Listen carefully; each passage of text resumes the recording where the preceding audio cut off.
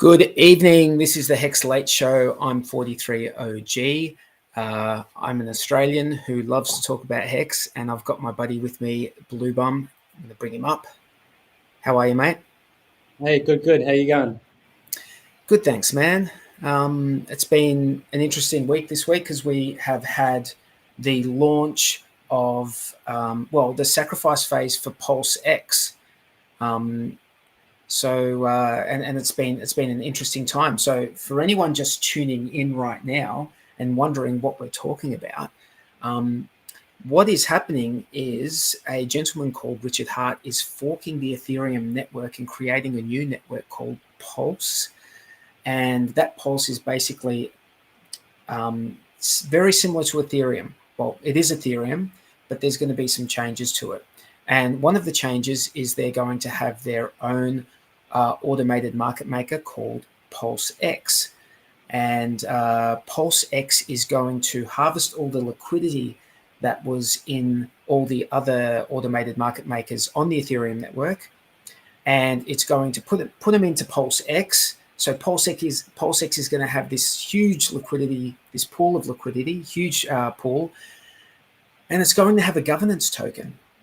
The governance token is going to be called PulseX, and that's what the sacrifice is for at the moment. Now, the sacrifice is in the name of the freedom of movement and the freedom of assembly, which is something that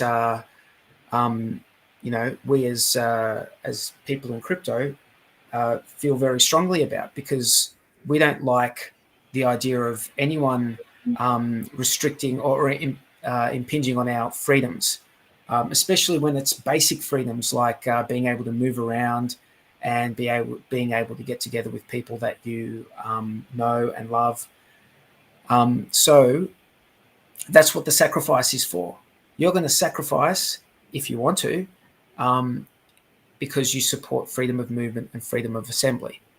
Now, if you do sacrifice, you might also get some tokens back into that sacrifice address, maybe, but you should not have any expectations from the work of others. Bluey, would you say that that's a fair, 2-minute assessment of what's going down? Yeah, that's a fair crack. Yeah, it's basically like the uni token, only better. You get it's cheaper fees if you're swapping on it, and you get and it's going to be on Pulse. So it'll be cheaper transaction fees as well. And if you're holding the PulseX token, like 0.06 of every single transaction is going to be bought up and burnt. So PulseX is a deflationary token. So over time, you would imagine that puts on a big scarcity pressure. Yeah. Yeah. So just to delve in a bit deeper, on the PulseX exchange, this automated market maker, which is being created, for every swap and transaction that occurs on this automated market maker, 0.06% of the fees, sorry, that's wrong. 0.06% of the transaction value will go to buying up PulseX on the market and then destroying it so it no longer exists. And that's what's going to provide this scarcity over time. So yeah, it's very interesting. Now, what is mind-blowing is that over the course of what has it been? It's probably about 5 or 6 days. There's been quite a bit of crypto sacrificed to the freedom of movement and freedom of speech. And right now, I might just bring up this.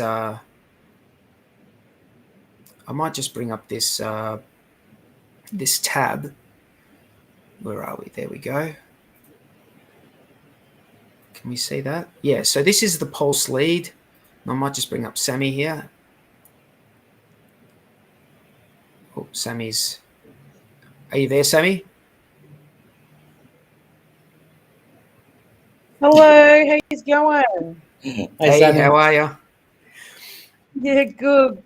What's happening? Not much. We were just talking about PulseX and how there's been quite a few dollar value sacrificed. So we're over $300 million sacrificed over the course of about 5-6 days, and this sacrifice will be going for quite some time. It's going to be going all the way till almost the end of February.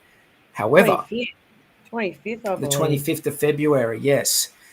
However, right now until the 10th of January, there's going to be no penalties.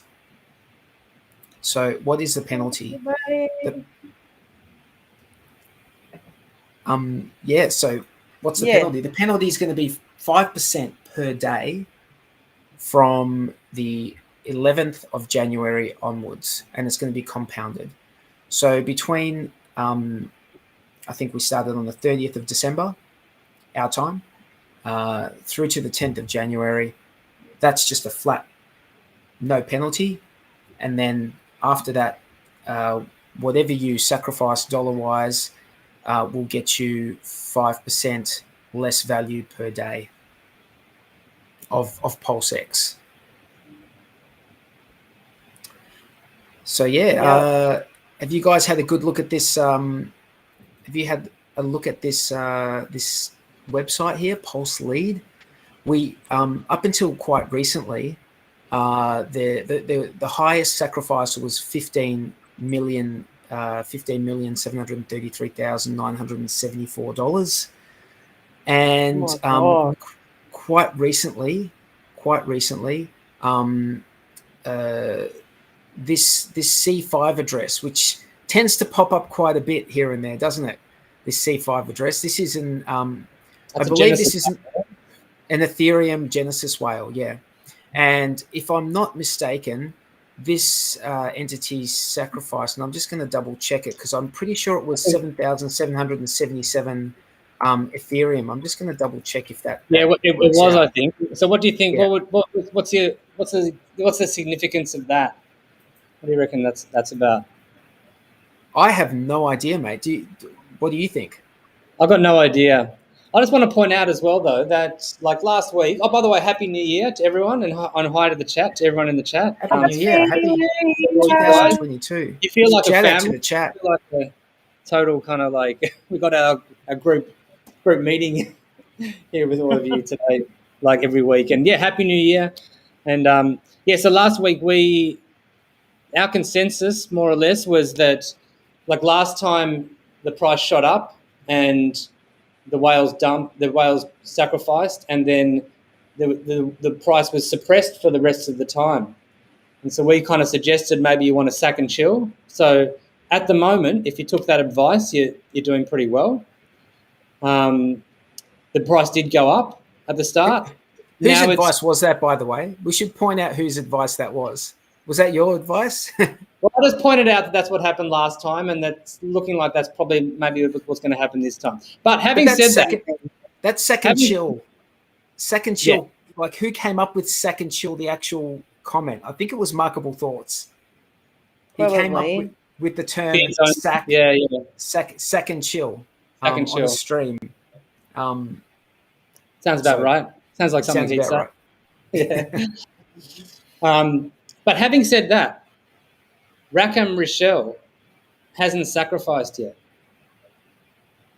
So that's a little something interesting. Is he going to sacrifice Hex if he sacrifices? And if he does decide to sacrifice Hex, do we know that? Did you see his post on Twitter about someone was begging him to sack in Hex before the 10th? And he put a big post on Twitter saying how disappointed he was. The people are begging him to make the move. Like, I mean, it's his business, really, isn't it? So maybe he's just going to sack ETH or something, I suppose. Or, I mean, assuming you'd think he's going to go in hard. if you're sitting on ETH, that is the like. Why would you say? Why would you be? Yeah, that's the play right now. Like you wouldn't go. You could swap the ETH for Hex if you wanted to, because pump the price and then stack it. That'd be nice. But you could just stake. Sorry, you could just sacrifice ETH. But what makes you sure that that gentleman hasn't already sacrificed? Are we aware?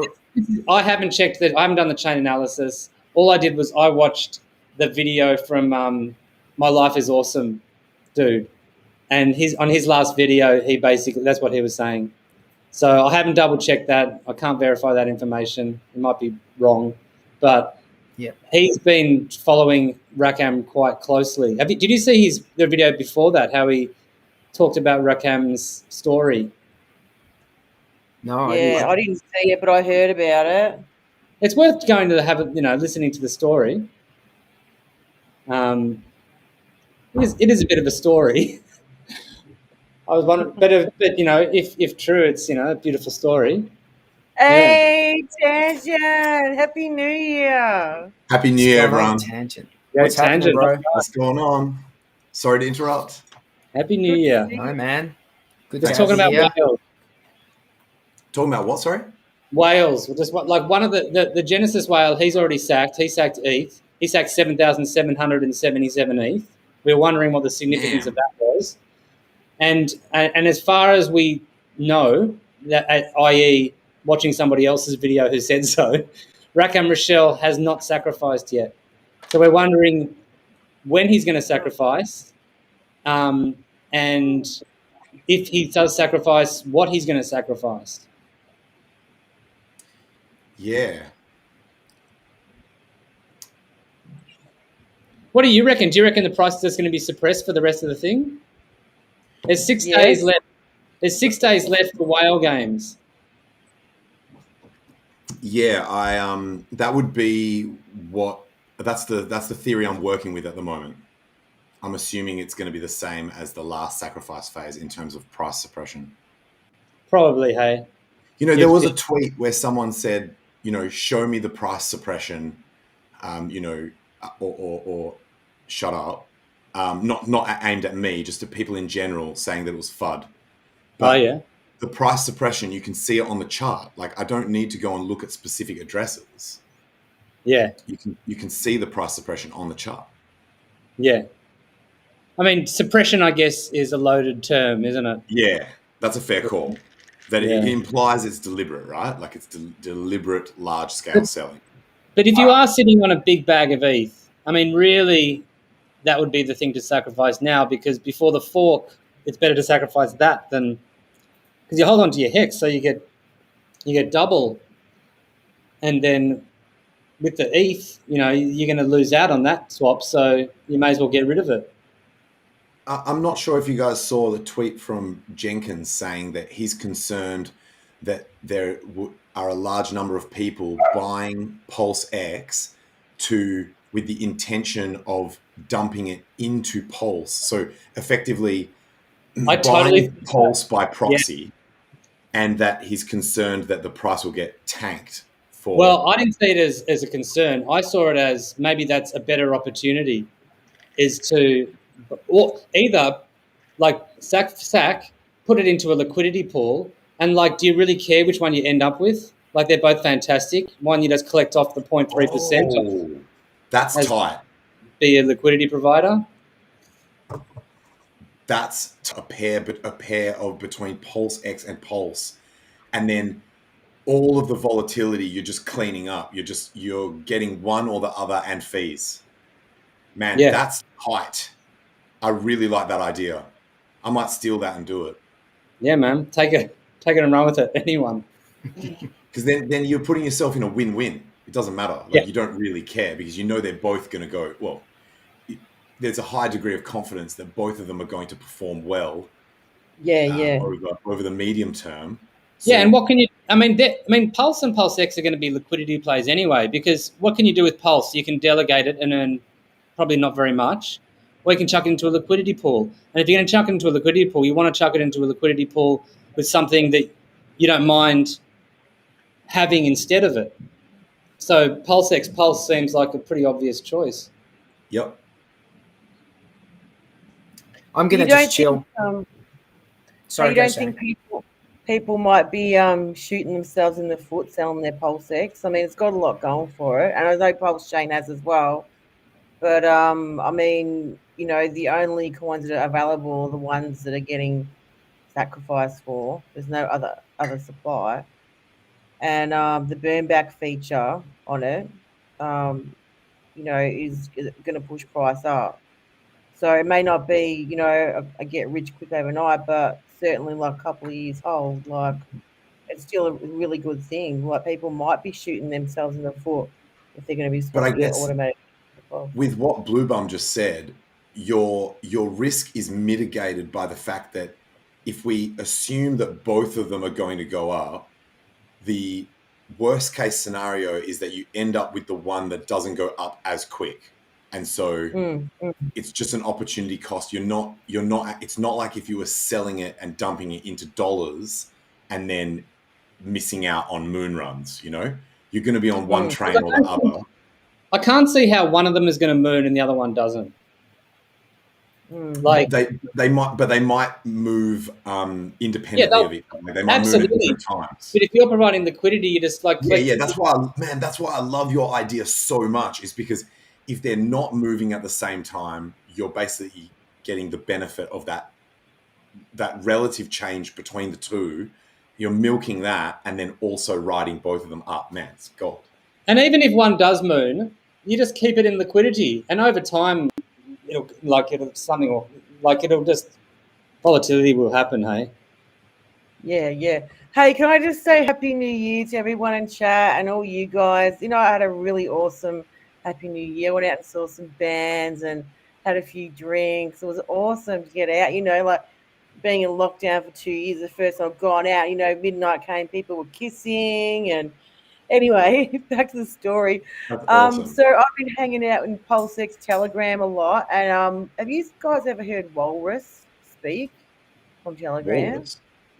Walrus? He's amazing. I heard him speak in the Telegram chat today about PulseX and PulseChain. And he is just so smart and he's super bullish. And just listening to him just really brought some awesome things to mind. So have you guys heard him speak at all? No. So what were the awesome things? Oh, he was just basically saying how bullish he is on PulseX and PulseChain. And, you know, someone in chat asked him which one he thinks will do better. And he said, well, obviously, you know, history says that the native token of the chain will outperform. It's just like, you know, Ethereum and other ones. What else did you say?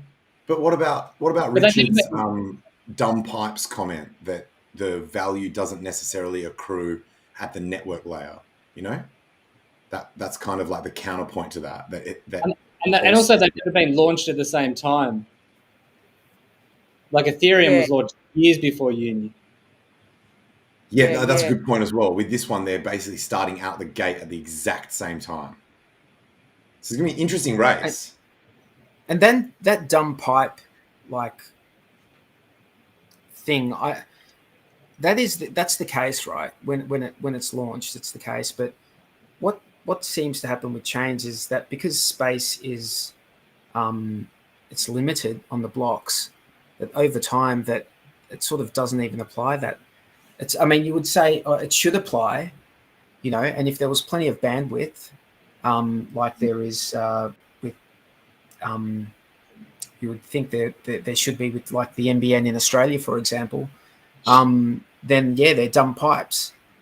But I think in respect to you know, a network, a blockchain, because there's going to be limited space and those blocks are going to fill up over time, sooner or later, it's going to push up the price regardless. I just think it's inevitable the way these things are set up. Yeah, and they were also talking about, or Walrus was saying that he reckons that PHEX price is going to skyrocket on launch. Say it again, Sammy? Walrus was saying that he thinks PHEX price will skyrocket after PulseChain launches, which was interesting. Because we're talking the other day, Bluey, about how the Ethereum hex, a lot of people might go and sell it up to get on the PulseChain, but if that price drops down, it's just going to present opportunities, buying opportunities for other people to get cheaper T-shares, right? Yeah. Well, yeah. I mean, if the price goes down, it'll be more attractive on Ethereum, and it'll reach some sort of floor at which people will start buying it up. You'd think. Yeah. My plan's going to be the same plan as it's always been. I'm going to sit back, chill, and buy dips. That's it. I'm not trading shit. I'm going to sit back and just buy dips. That's it. Why not? That is simple. Yeah. That's my simple strategy. I've got Jexxa here as well. How are we, Jexxa? Hey, Jexxa. how are we going? Happy New Year. Yeah, Happy New Year. How are we? I've seen your videos. It look like you're having a good night, Sammy. Yeah, I had an awesome time. Went out with my girlfriend, had some drinks, and met a new friend, a new girlfriend. And, midnight come, everyone's kissing me. It was just good to get out. What about yours? Ours is a little bit quieter. We had a family event planned for the next day, so our New Year's night and New Year's Eve was a little bit quieter. But then we went out and had a big from a family point of view, big New Year's Day. So it was good. It's nice. Well, nice, Jex. Well, I'm glad you had a good time, whatever you were doing. We did. So what have I missed? I've come in a bit late. You've finished talking about everything? Time to go, is it? Or finished talking about PulseX Sac. Oh yeah, yep. We haven't seen our possibly biggest whale sacrifice yet, have we? No. We were just saying that. Missed Overwatch. Right. Yeah. And he's getting a bit narky on the Twitter. Oh, he's playing it very coy, isn't he? Yep. I can't even guess what he's planning on doing, but he's obviously got a little bit of a plan up his sleeve there. Could he be taking a pass on this one? No. Didn't sound like it. Didn't sound like it. No way. There is a limit. There is a limit to how wealthy some people want to be. Like he might be like, no, that's just too much money for any one person to have. Like 4 times Elon Musk's wealth, I just can't do it. Like, you know what I mean? It might just. I think be like, no, that's just ludicrous. Nah, but it's not about money at that point. Then is it? It's just about. I think you've misread him. I'm joking, by the way, because it's like what Richard says. Then it just gives you the ability to just allocate economic energy wherever you want. Right. You don't have to keep it going. Yourself. You could donate. You could help people. Like you can. Yeah, there's no such thing as too much money. Hey, Dan, I thought you said 100 million was enough. Didn't we have that conversation? 100 did I say that? Did I? I think Tangent said anything more than 100 million is you don't too much need for one person. but I think the question was specific, right? It was something to do with like an amount of money where then after that it's not about the money anymore. It's just you don't care, right? Like as in yeah. Was that sort of the context we had? Yeah, we were talking about how much money is enough, and anything over 100 million we decided was too much. I mean, what would you even do with $100 million? How long does that last for? Because at the rate that they're printing money, 100 mil is not going to be. That's a good point. You'll be able to get a super duper with that. The next couple of years, 100 mil is the point, but after that, we'll have to revise the estimates. I think we'll have to start measuring the cost of things in numbers of golden gate times. Can become the world's reserve currency. Eh? That's a fair measure. The unit of account, the global unit of account.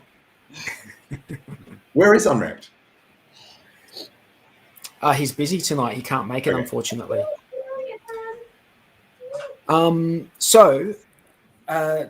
do you guys is there anything that you guys want to talk about in relation to PulseX Lead? Like, that was the website that I brought up before, PulseX Lead. It's a community built website, and it shows us all the sacrifice details. If you have done a sacrifice to freedom of movement, freedom of assembly, you can go to this website. You can put in your address here, you can paste it in there, and you can search, and it should come up in this list, as long as it hasn't.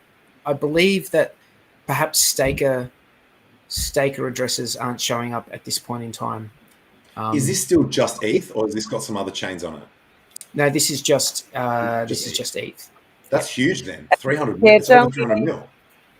In and 6 if you days. wanted, if you sent Binance from the Binance chain, you have to look on the BSC scan, so you won't find any other coins. We can do that, right? Have we got the? Let me just go grab the address. Can I just say, I'm stoked with how much people really genuinely care about freedom of speech and freedom of movement, right to assemble. Me too. Are you? Me too. And Tangent, you get right into it. You get a protest. We'll be wearing gold chains next week. I'm laughing, but I'm actually serious. Like, there's a side of this. I know why we're laughing. Like, that there are a lot of people that are contributing to this, that perhaps they're doing it for another reason, but it doesn't matter. The fact remains that we're going to have this stat that this many people contributed this amount of economic energy to this particular thing that's important to me. And I guess the important thing for me here is also that it's obviously important to Richard for him to use that as the reason to pick, even if it's just a duct taped on reason, it shows that you see where I'm going with this, like that it's just. I like the fact that it's being brought into the conversation, regardless of how actually critically linked to the actual thing that's going on here. It is. I think it's more linked than what you would imagine. Okay, so what's the one thing? Yes. What is the one thing that is stopping a lot of people from being able to choose what they do with their time, their life? They're economically bound to their current circumstance. Yeah. So if you do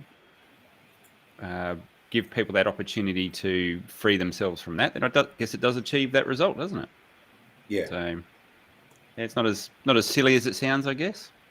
Yeah. So the possible result from it also ends up in an element that is related to freedom as well. So there's an interrelation here that is actually multifaceted. So, guys, when do you think PulseChain is launching? I'm hearing rumors March. I initially thought mid-Feb. Well, it can't be before Feb 25th, because you can't have the sacrifice phase for PulseX still running when the chain is live. Why? I know, right? But why? Because, how could you distribute? Because PulseX obviously launches when Pulse mainnet launches. But doesn't necessarily mean how could you have people still sacrificing for a token that's already launched? It doesn't make sense. Because that's how do you know the tokens drop though? It's an airdrop, could happen anytime. That's a fair point. I don't think it. Oh no, but it can't really function without the token, because it's quite integral to it in terms of don't the fees get paid to token holders, and all the liquidity. There's definitely there's technical ways you can get around it, but I think you're right. It won't launch until it's finished. Didn't Richard say he wants to launch to the sacrifice of PulseX 3 weeks prior to PulseChain launch? I know at the end of the sack. Well, that's what I'm trying to ask you. That would suck. From the start. Just guessing. Yeah. It's all just complete kind of conjecture and guessing, and just how much can you talk about it? Honestly, It's just like I just think it would be pretty likely that it'll be after the end of that sacrifice phase. Yeah, Like, I do think that's I reckon fair say call. minimum Other of than that, March. it's guesswork. Yeah, I reckon minimum of March would be what I'd be. I think No, as soon as he is comfortable to launch it, he will launch it. Lickety splits. I reckon he's itching to launch it. But Yeah, I think Tangent's right. Like, I don't know if you could do it until after that sacrifice phase is finished. You could, but it would just complicate things. No reason. Yeah, don't know. Technically, I guess you could, but it just wouldn't make sense. Yeah. So, guys, this is the BSC address on the same address, but on BSC. So there's about 9 million USD, 9.125, 9.13. Lazy 9 mil. Yeah, lazy 9 mil there on BSC. Didn't Richard say there was similar sort of figures with Bitcoin or something? I thought he said there was. I don't know if it was that high, or I don't even know if there's anywhere we can check that. Like, I think it generates a unique address. With some of the coins, it generates an address.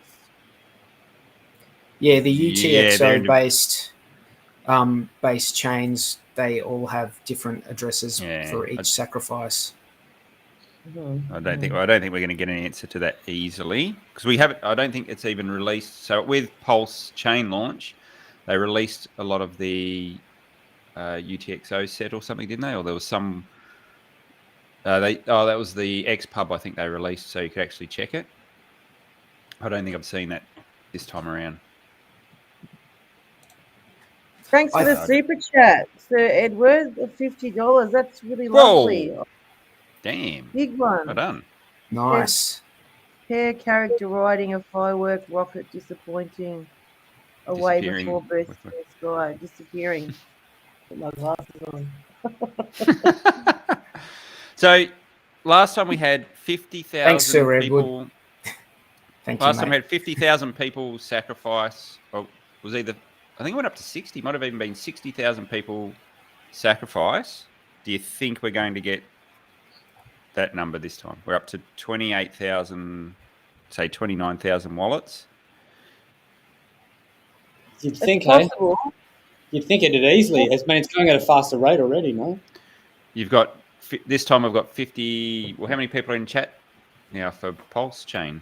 That would be up above there, over 60,000 now, Jex. It's 60,500. 60,000. You would think most people in there would chuck their hat in the ring, wouldn't they? For sure. Maybe a few pulls going on.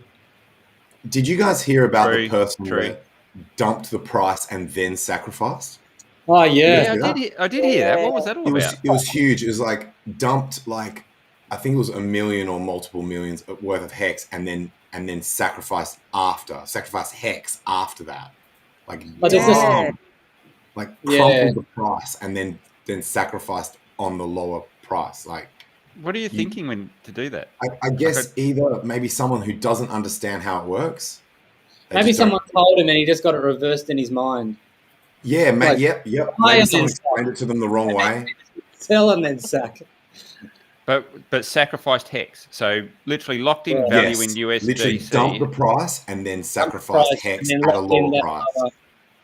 Legit. It was on Twitter. It was on Twitter. I'm not saying that the fact that it was on Twitter makes it true, but the details were there, like the on-chain was on there. Okay. So while we're talking about silly moves, and I'm not sure whether I had this correct, but the person that dumped, I think it was about 7 mil Hex that caused the big cascade sell. Yep. I think if I have this correct, they purchased 104 days prior. Did any of you guys look at that? Oh, you're joking. I saw the red candle. So they purchased, if this is correct, they purchased at the absolute top. Dumped it. Waited. So we dumped. They obviously went down 72%. Would have been panicking. And we rallied back up to 33 cents, or rallied up to 33 cents or whatever it was, and then dumped. Lol. Big lol. Wow. That's panic. That's if I've got that right. I'm pretty sure that was the series of events. So happy to be educated otherwise, but I think that's what happened. I don't know if anyone in chat had a chance to look at that particular wallet. Yeah. my baby weekends. Terrible. Yeah, that's like that is. You've got to be the worst trader in history, I reckon, to do that. I didn't know what he was holding, though. Yeah, maybe just thought it was going to rocket, and came in and like a noob and brought the top. There's nearly 30,000 in the PulseX Telegram group now. It's only been going for what, a month and a half. Lots of new people in there. 28,972. So that's also getting big. Okay, so Sammy Dean's just said he dumped 5 million hex and sacrificed 950k hex. So say, a fifth of that almost got sacrificed. Yeah, it doesn't make sense. I don't know why anyone would do that, but hey, who knows? People make mistakes. You know. Yeah, that's it. So I always refer back to Bluey's comment. Just because you got a lot of money doesn't mean you're smart. That's so true.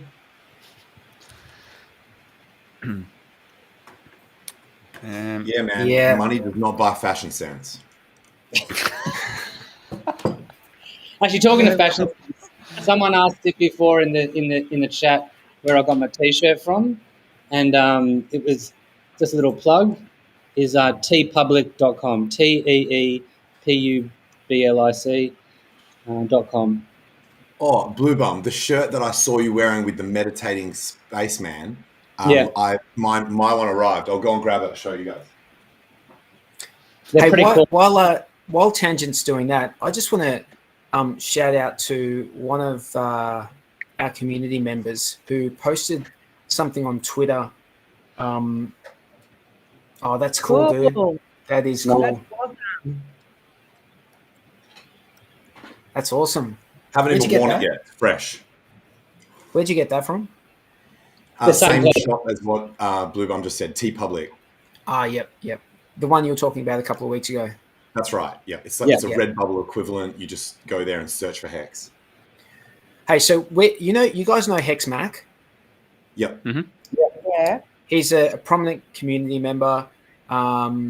He's been streaming for ages. He jumps on the FN Hangout. He does streams. He streamed with us before. So he posted a Twitter post yesterday that blew me away, man. I'm not sure if you guys saw this. Yeah, I did. It was pretty impressive. Look, just check this out. Right? This is Hex Mac. This is his weight loss that he achieved over the course of 14 months, from the 1st of November 2020 through to the 31st of December 2021. He went from 105 kilos, so little husky there, all the way down to 70 kilos over the course of 14 months. Put in the hard work. That is dedication. I mean, it's actually. I have to be honest. That inspires me so much, and it's made me want to do whatever he did, because that's amazing. And I'm not sure if you've seen Hex Mac, but let me just see if I can. There we go. Look at him. He's a stud. This was all posted on Twitter. I'm not joking. I'm telling you, there is a tidal wave. There is a tidal wave of women coming his way. You better watch out, Hex Mac. Better watch out, bro. I've been procrastinating over losing about 6 kilos, and he's managed to run off. That's amazing. 30. That's pretty impressive. He's looking great. He's looking good on you, mate. And he actually said in the tweet that what did he say? Well, he paid homage to Richard Hart and thanked him, and he said it wouldn't have been possible without Richard Hart or Hex. This is the power of Hex and financial freedom. I'm eternally grateful to you for that. And that's just I find that amazing. Good on you, mate. That deserves a lot of a big thumbs up, and it's fantastic that you're able to achieve that. And when he was asked what he did, he said he's been eating once a day, something clean. He drinks 2 coffees a day and goes for a run or walk in the morning, or a run and walk in the evening. And that's basically what he does. So starvation. that's my biggest problem. Eating once a day is okay. Like, eating once a day is probably what we should be doing. Yeah, that's actually healthy for you, like the intermittent fasting. But yeah, the problem is everything tastes so good. That's the issue. Yeah, absolutely. I just wanted to give a big shout out to him, mate. Yeah, your food intake's 90% of that. So if you can control that, good on you, mate. Food tastes good for sure. It is inspirational. Yeah. Had his own little sacrifice phase. The sapper went to Jenny Craig and lost $500. They still going around? I don't even know if is Jenny Craig still going, or was that just an 80s thing? You got to wear your Jane Fonda get up. Speaking of weight loss, guys. Speaking of weight loss, I secured a domain name. Fatfucks.com. No. I'll type it in the chat. Hey, hang on. Let me just bring it up. Hey, while you're doing that, titbit.ch. Can we?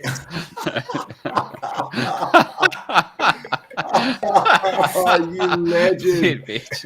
So this will be where we send.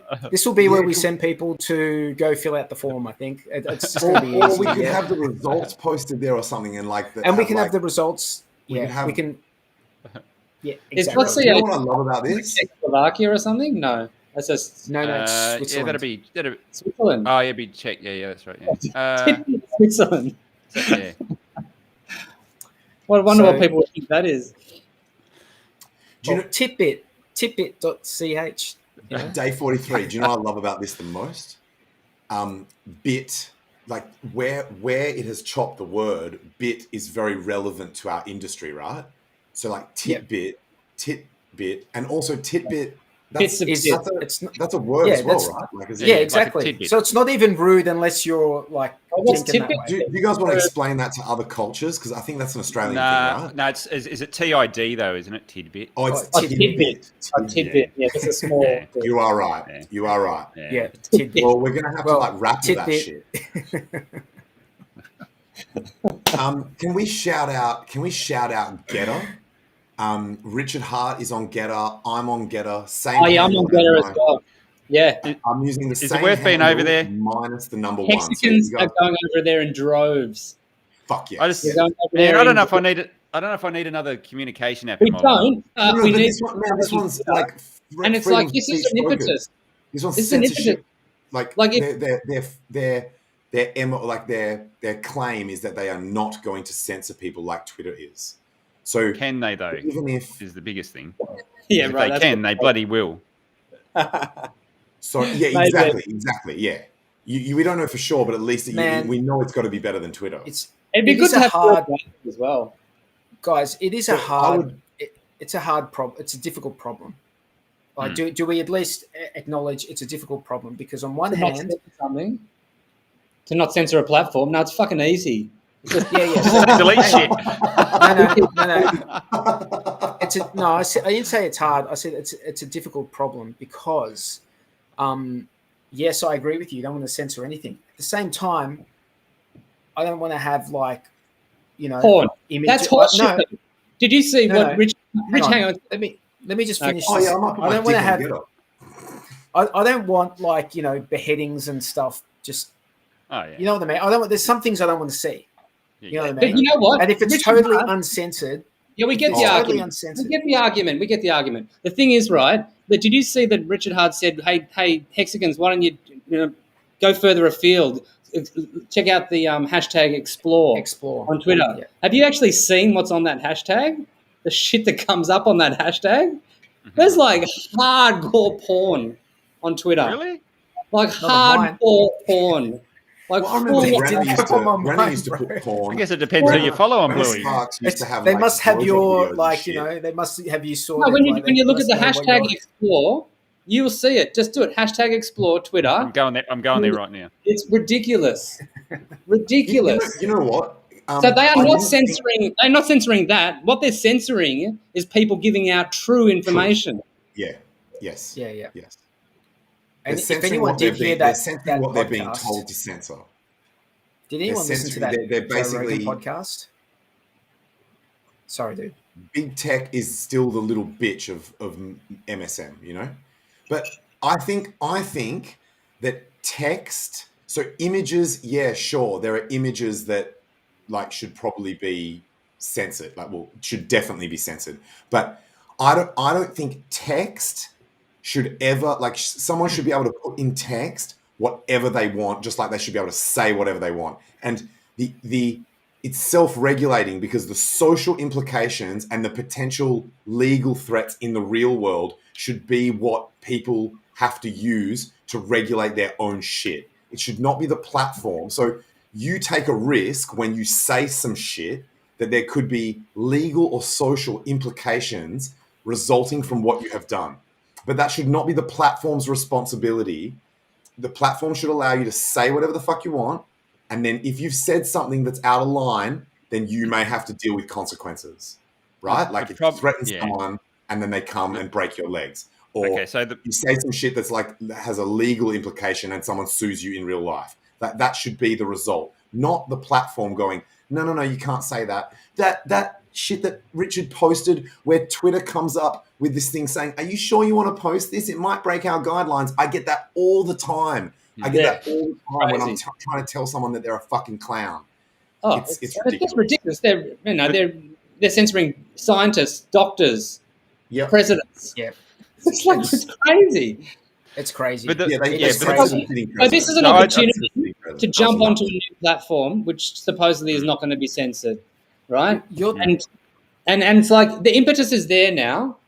So like maybe we can actually just do it, you know? Maybe us all jumping over onto Getter is gonna do it. I think so. It looks like it's got an auto import as well, because I noticed Jordan Peterson and Richard Hart's threads are actually it's got all of their tweets from Twitter, and you surely are not going to manually port your shit over. So I think you can basically say what your Twitter account was, and it brings all your tweets over. You know, there are better platforms. I was put onto by some Bitcoin BSV people. Put me onto Twitch. Have you sussed that out? Twitch.com, TWETCH. I did hear about it. And it is awesome. It's fantastic. It's such a good platform, but people don't use it except for those guys. Yeah, look, I'm sure I think we can all agree. What? the shit. I challenged Joe Rogan, because Joe Rogan's on this as well. I challenged Joe Rogan. I said, say some shit that you genuinely believe that you would not be able to post on Twitter. And people are replying to that comment of mine with shit that I can't read out loud. What's going on? It's hectic. All right. This is going to be fun. I'm already enjoying this. So this is what the whole Getter thing started from. It started from Dr. Robert Malone. He was a guest on Rogan's show. It started from President Trump. They censored the president. But the Getter, it was before. It was going on before there with alternative media. Yeah. Do you know? I reckon this is the one chance. This is the one scenario where you may be able to actually bring a tidal wave of people across to a new platform and find it sticks. Yeah, because Richard Hart's gone over. No, but just because Joe Rogan, he's got 7 million subscribers or something like that. That's a network in itself. You can bring that amount of people over, then that makes it a viable network. He's already got 8.5 million followers on Getter, man. But they just Maybe- import them, like, because Richard Hard also, all of his, the exact same number of Twitter followers he now has on Meta. So I think that is No, all over. Yeah, I totally get that. Oh, is this a fake but- number? This is saying, assuming that everyone comes over, that's how many followers will be there. It must be, yeah. Oh, that's a bit deceptive. Yeah. Well, Is that what it says so on they there? just- I don't have the the selling is that what point, it's isn't saying? it? That's the advertising, isn't it? But it is a little bit. But if you got enough, The problem is he. groundswell- Someone's saying Getter is Well, fake. maybe a better gauge is the number of people that have hit like on one of his recent tweets is like 70,000. That's still pretty massive. That's on That's who? on On, Getter. on Joe Rogan. On Joe Right. Rogan's, yeah. Right. So that's probably about what I meant. So my concern is, I don't care how good the platform is. If you've got someone that is controlling the platform, they will get regulated. Eventually, yeah. Or they'll get infiltrated by the intelligence agencies. The Alphabet Boys will kick doors. You know what I mean? They So took it over. that's why half of these guys do what they do. Is that You're just going to need regulated we're going to to do things. We're going to need a crypto platform. You do need a decentralized. You need one that's like decentralized enough to be able to say like it wasn't me, like plausible deniability. Got to have that, and then you've got to have everyone go over there and start using it. So we try that with, was it BitShares or whatever it was, or It was Steam it. Yeah, Steam that was it, after. yeah. Yeah, so Steam it, and then Twitch is EOS was going to do that with voice.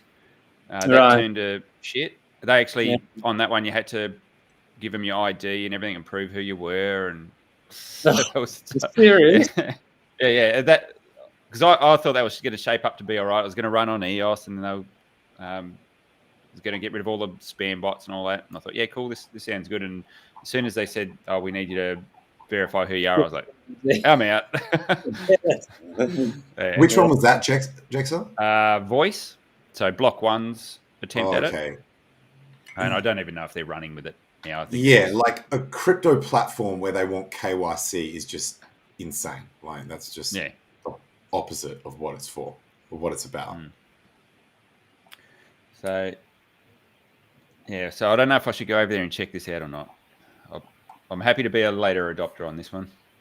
You could like, if you've got a password manager, it's low risk, man. Like, as in, if you decide to bin it, you just stop using it. Like, you use it and set like a password that you have, you know. Yeah. Don't a unique password, and if you need to bin it, you just shut the account down.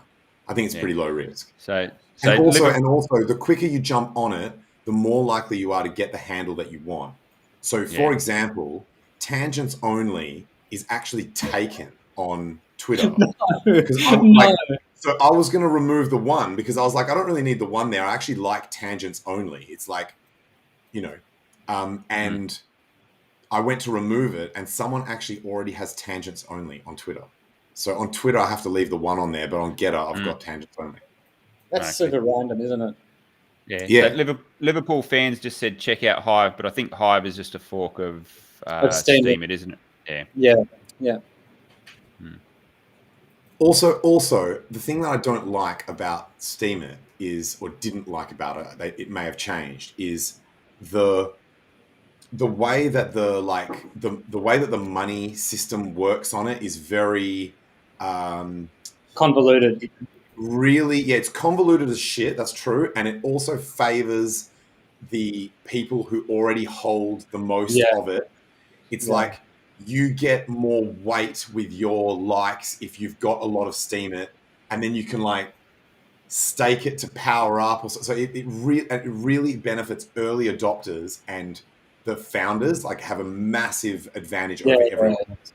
It was good for a while, but I remember Jeff Berwick went on it, and because he was like well known enough in the crypto space, one of the like founding dudes like clicked like on his post, and he got like fucking $2,000 or something insane. Like it's just like, dude, that's messed. He made a lot of money on that. Yeah, some ridiculous shit like that where you're like, I made a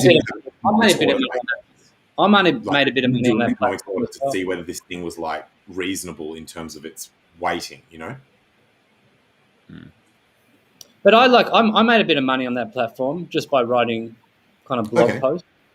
And it was like I didn't make anywhere near what those guys were making, obviously, but I made quite a bit of money just from writing blog posts. I think that with the Getter thing, from an outreach point of view, it is probably good for Hexicans to go in and flood. Yeah, we could get Hex soon. Trending. We could get it. That's exactly what happened. Trending. So I don't know if you guys were around you guys were obviously around for the DLive side of things, where Hexo started streaming on DLive, and we overtook DLive so that all the main feeds coming up were Hex, and I think they started to gatekeep at that point in time, and they created a whole new category so that Hex wouldn't come up on the main feed there all the time. So they made it like a crypto category or something, and they could push it off the home page. It was just trending all the time. So yeah, it did have a big impact on DLive, and I'm pretty sure that's how the Hex Joker found out about Hex and came over, because would do raid parties on other streamers. So Joker got onboarded during his live stream. Yeah, that's right. Yeah. He was live streaming, and then it got they raided him, and then he was sitting there getting onboarded and doing it on stream live. It is the videos, the clip is out there somewhere. It goes for about 40 minutes. It's amazing to watch. And now he's streaming on Discourse Syndicate. He's got his own channel as well. But if you guys haven't checked out that, please check out the Hex Joker. It's the Hex Joker. It's the Hex Joker. Yeah, I think so. Should check it out. How much is a lemon worth these days? I don't know. No idea. No idea. We'll throw a lot of lemons around. Over there. Yeah, I think I have as well. I think they started charging everyone a lot, for their payouts, and everyone was up in arms.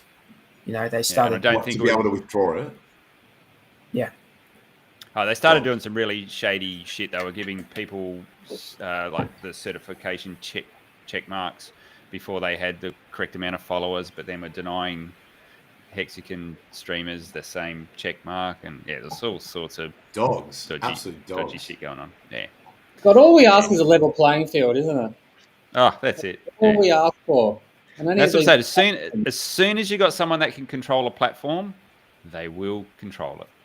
Yeah. That's true. Do you guys see Solana went down again? Yeah. Someone tweeted out saying there's been no one gives a shit. Someone tweeted out saying, yeah, that's cool. Solana means sun in Spanish or whatever fucking language. And he's like, and that means it's just like the actual chain. It goes down every day.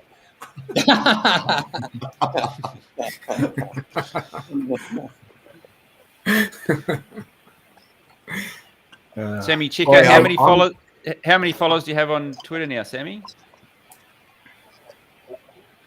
I've got around about 3,000. Not too many. Doing well. No, you're across everything on Twitter, aren't you? We're just talking about Getter. We're talking about Getter. Have you moved across? Yeah, but only for a second. Yeah, just for a second. I had a, but I want to know how to import my my Twitter to that platform. You don't import it. You just make a Getter and start following people. Is that not what Richard done though with that code? She wants all her tweets and shit to come over. There is a way to do it, Sammy. I haven't done it. I'm just gonna start fresh. I'm fucking off. I'm not gonna import. Yeah. Most of my tweets are fucking out of control anyway. I'm just gonna leave them. I like the idea of starting fresh. Oh, you can import your whole account over. Yeah, you can import your whole Twitter account over. Oh. Remember when Richard tweeted out that sequence of numbers and letters and people were losing their mind trying to work out what it was about? I only saw much after that, yeah. That was him proving to Getter that is his Twitter account so that they will port all the shit over. But I think they just do that for the big accounts. They wouldn't do that for everyone. That's what I thought. I assumed. Maybe. You might be right. You might be right. I didn't try. Well, why would you have that feature for just one type of account? To make it easy for the big people to come over because they want those big dogs. Because that would maybe be a sticking point for some people. Would be like, my whole shit is over on Twitter. I'm not going to just abandon that and start again, so that they're giving them that chance. But if they've got the infrastructure set up to allow big accounts to do it, it would be easy to just let anyone do it, right? Yeah, well, okay, I'll have a look around on, I guess, but I didn't see anywhere. I didn't have a big look around there. Yeah. Also, what's going on, Day 43? You look like you're waning there, mate. What's going on? No, nothing. I was just rubbing my eyes, mate. You look like you had the weight of the world's on your shoulders there, buddy. I know. Been up since 5 o'clock this morning, mate. So the day with a 7K run, and for the first until about 2 o'clock, I was trying the Hex Mac method of just not eating. Yeah. I think you're gonna get into that a bit more slowly, hey. And probably not after it. We're cold turkey. Probably not after a 7K run as well. What's that? So, guys, are we going to get into some real talk here? Yeah. So, okay, I wanted to. Sorry, go on. I was going to introduce. You go first. So, I think it's time. Like, we're not far away from Pulse launching. Like, it's going to be a matter of weeks, months. It's not too far away, really. So, we know that there's been a few. Like, we're starting to get a few projects that are starting to stand out. We've got like the likes of Liquid Loans, which is going to be on Pulse. We've got we've got Hedron, which is there's been a bit of hype about that in the last few weeks. You've got Hurry Cash, which is they're doing their thing. What else is there, guys? There's anything else that you guys which of these are purchasable currently, or like which? No, which these are going to be on. These are going to be on Pulse, but I think Bloobum can speak to the Hedron stuff because you've been deep diving on that, haven't you, mate? I have. And so we've sort of. Buy it yet? You don't need to buy it. Oh, okay. It's I'm only interested in shit that I can buy. It's something you get for free. Okay. I'm going to blow you away, Tangent. Get ready to be blown away. Someone accused me of being doing Moonboy talk last week, and I didn't even get into it. But guys, you have to know about this because Hedron is 3D hex. It is going to look. I'm just going to get straight to it, right? 3D hex. That's actually the literal that's what a Hedron is. A Hedron is a 3D version of a two-dimensional object. Anyway.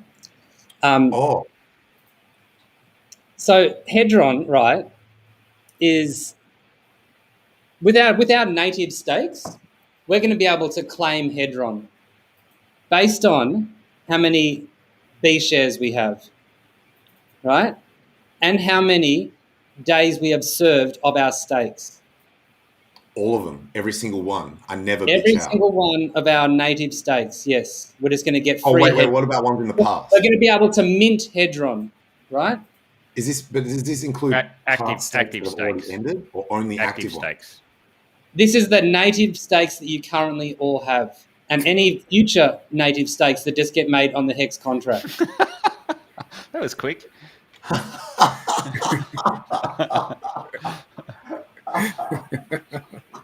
Fuck. Can I just look? That's straight out of the Hedron chat room. So those guys are, they're whip that up on it. stream. Legendary. So yeah, just with your native stakes, you're going to be able to mint Hedron, right? Based on how many days you've served and how many B shares you have. And then if you continue to serve more days, you'll be able to mint Hedron based on those days served as well. Okay? Is it manual? Like, do you have to manually go in and You'll have to mint. Yeah, you'll have to pay the Ethereum gas fee to mint them. Yeah. Yep. But for the first 100 days of the launch phase, you're going to get a bonus. So if you mint on the first day, you'll get a 10x bonus added on. Can I just say, would that be for the first 90 days? No. You get a bonus. No, for the first 100 days. But isn't it 0.1? Doesn't it go down to 0.1? Yeah. So on day 1, it's a 10x. On day 2, it's a 9.9. On day 3, it's a 9.8. All the way down to 0.1. And so this 0.1 is 10%, though. It's going to exist on ETH and then get forked over to Pulse? It's 100 days. There's 10.1s in a 10, and there are 10 10s in 100. At day 90, you're at 1. At day 90, you're at a factor of 1. At 89, you're 1.1. Yes, but and then at 90, you're 1. Yeah, but it's a bonus. It's a bonus. Extra. Yeah, also, it's extra. Bonus. When it gets down to 0, that's when you're at 1. Yeah. So let's say you have one T share. Let's say you have one stake. It's a T share, so that's 1,000 B shares, right? And you've spent 100 days. So then you come in on the first day, and it'll be 1,000 times 100, right? So you'll get 100,000 Hedron, but then also you'll get the 10x bonus. So the 10x bonus will be 1 million. So all in all, you'll have 1,100,000 Hedron, right? But also, what you'll do is you'll lock that 10x bonus in for the rest of the life of the stake. So right? You can stake it as well. No, you can't stake it. The life of your hex stake. Yeah, for the life of the hex stake. So after another 100 days or another 500 days or whenever you want, you can mint that extra Hedron that you've earned by those days and get that 10x bonus if you've minted on the first day. Why do my share, like the stakes that have already ended and all my badass performance, does that just not exist? Like, as in, no, you can't. No. If you've ended a stake, you don't get any benefit from being a badass hex staker previously, where you like fucking served your entire term, laid it down, did everything you said. Right. It's only for active stakes. Tangent. Let's be honest. If you've ended stakes 2 years into hex, you're not that badass. No, yeah, but it's not that badass. I'm saying that was the actual term set, like as in that you did what you said. Yeah. So the way I understand it is Hedron is rewarding T shareholders at the time. Okay. Yeah, that's fair. Guys, it's a distribution. The past is in the past. We just leave that shit in the past. If you restaked it, then you're going to get the benefit of it anyway. No baggage on this rocket ship. You get on and you fly. That's it. We go to the moon. Don't bring bags. That's it. It's a distribution model. So who are they distributing this token to? They're distributing it only to hex stakers. Only people who have active hex stakes. They're the people who are getting all of this token, right? They're being highly incentivized to mint on the first day, and then over 100 days, it goes down by 0.1 each day, that bonus, right? Yep. So we need to get the word out. Like, we need people to be aware. Okay, hang on. Yeah, yes, definitely. Like, that's just free, and it's going to cost you somewhere between, they're estimating $8 and $28 per stake in Ethereum gas fee to do that mint. So that's the cost. So it's effectively an airdrop. Yeah, well, I know. And people with micro ladders get effed again. Don't worry. Sorry. Yeah, pretty much. Yeah. But they also get a lot of free Hedron. Okay. So that's with our native stakes. Now, also as this launches, you'll be able to make what are called HSI stakes, right? And that stands for Hex Stake Instant. And with those stakes, you'll be able to tokenize them. So you can turn them into an NFT, and then you can send them to another address. Yeah? Okay, so this will possibly be the first financial NFT, Because I haven't heard of anyone else using NFTs. Well, no, for actually, No, there's others. Uniswap, There's others. Is there? Uniswap version 3 uses NFTs as their liquidity for their liquidity pools. For the asymmetric liquidity. Okay. Yeah. So, true. Yeah, you'd have to. And Crucible allows you to store multiple tokens in an NFT as well. Okay. So there's other things happening with NFTs. Yeah, it's not just all JPEGs. So what? So you can wrap tokens together, send it to someone, and then they can just unwrap it. Yeah. Fuck, that's sick. Tokenize and detokenize. So you could do a Quattro Cinco, you hold it on for 5 years, and then you can sell it. Not only that, right? If you make one of these at the very, very start, like you could make it and then mint based on that first day at a 9.9x bonus, and so have that 9.9x bonus attached to that stake, so that it'll attract a premium when you sell it later on, right? So that's it. Like, there's kind of like. Can I ask some questions, Bluey, about because there's another element to Hedron which I know a little bit less about, and it's being able to get some sort of collateralize something and gets what does it actually do? Okay, do you want me to explain it? Hang on. Before you move on to that, can you finish on the because that's important, but I think you need context and understanding a bit more about how the Hex stake instance works. Mm-hmm. So the Hedron contract, and then what that does is when you make a Hex stake instant, it has like a manager contract, like a daughter contract, and that manager contract tracks which address it is attributed to. So these NFTs that Hex stakes that are turned into NFTs, you always have ownership of them because that manager contract. My understanding is if you do a Hex stake instance, then it's not instantly an NFT. It's just you have to tokenize it. That's right. So it's a stake done through Hedron, which basically inserts a container in between the Hex contract, the original Hex contract, and your. Well, it maps it. It doesn't exactly. Yeah, I mean, maybe you could call it similar to Gnosis Safe. Safe. Yeah. Yeah. Well, I think it's a bit different. It maps it. It is different. It's different, but it's only for one stake. It's only for one stake. So that HSI. Well, it's only for one stake. But there's a manager contract, and then that creates another HSI stake, and that's actually what contains the stake.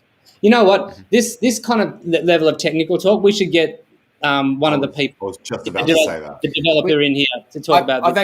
I've actually got the person whose project it is, Alex.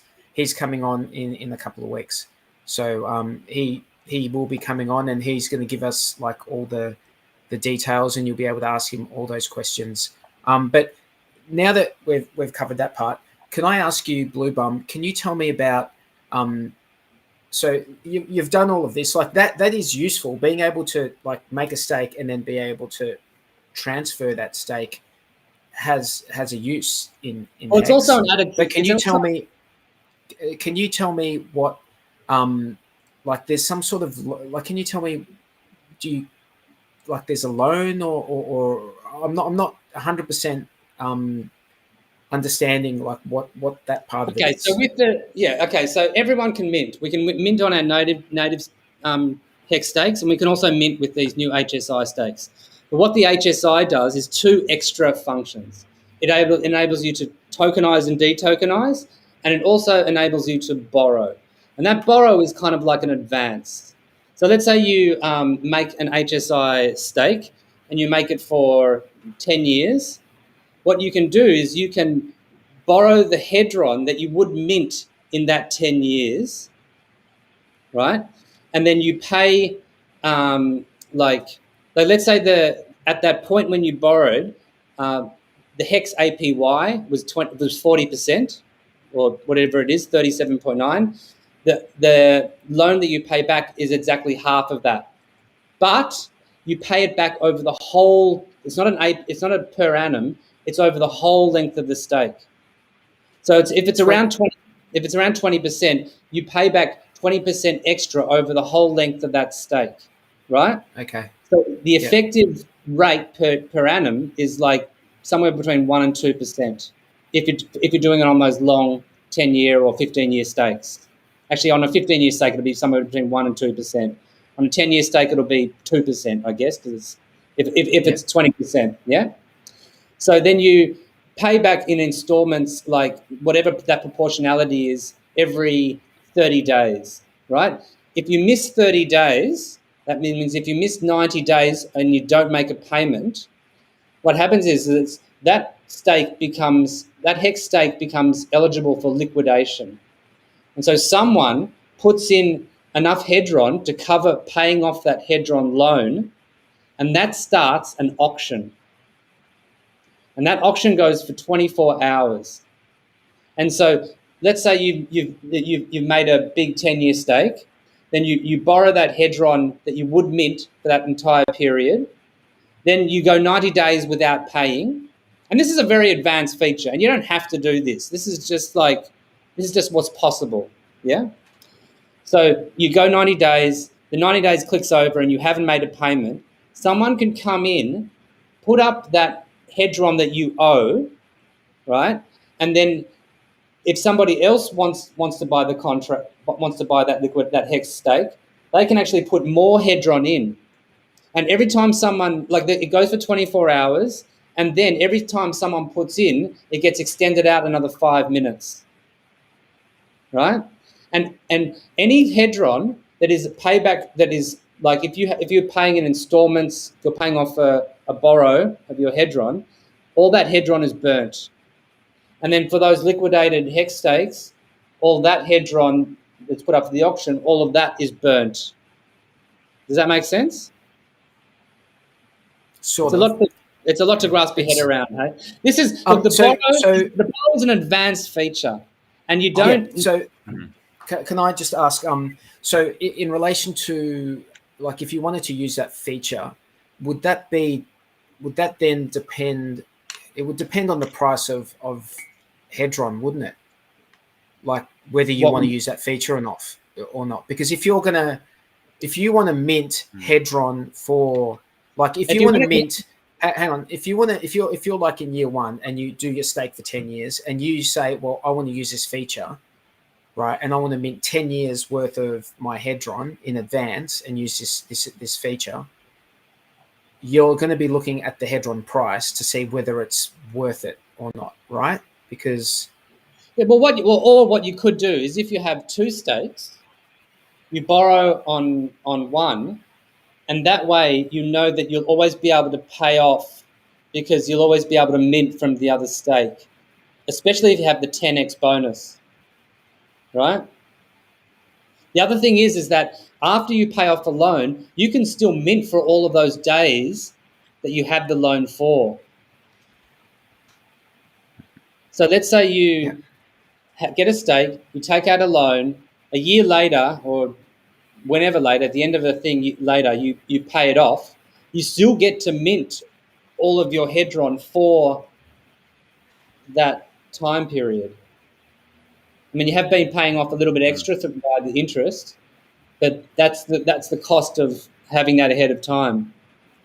So it's more like a cash advance than a loan. That's a nice feature.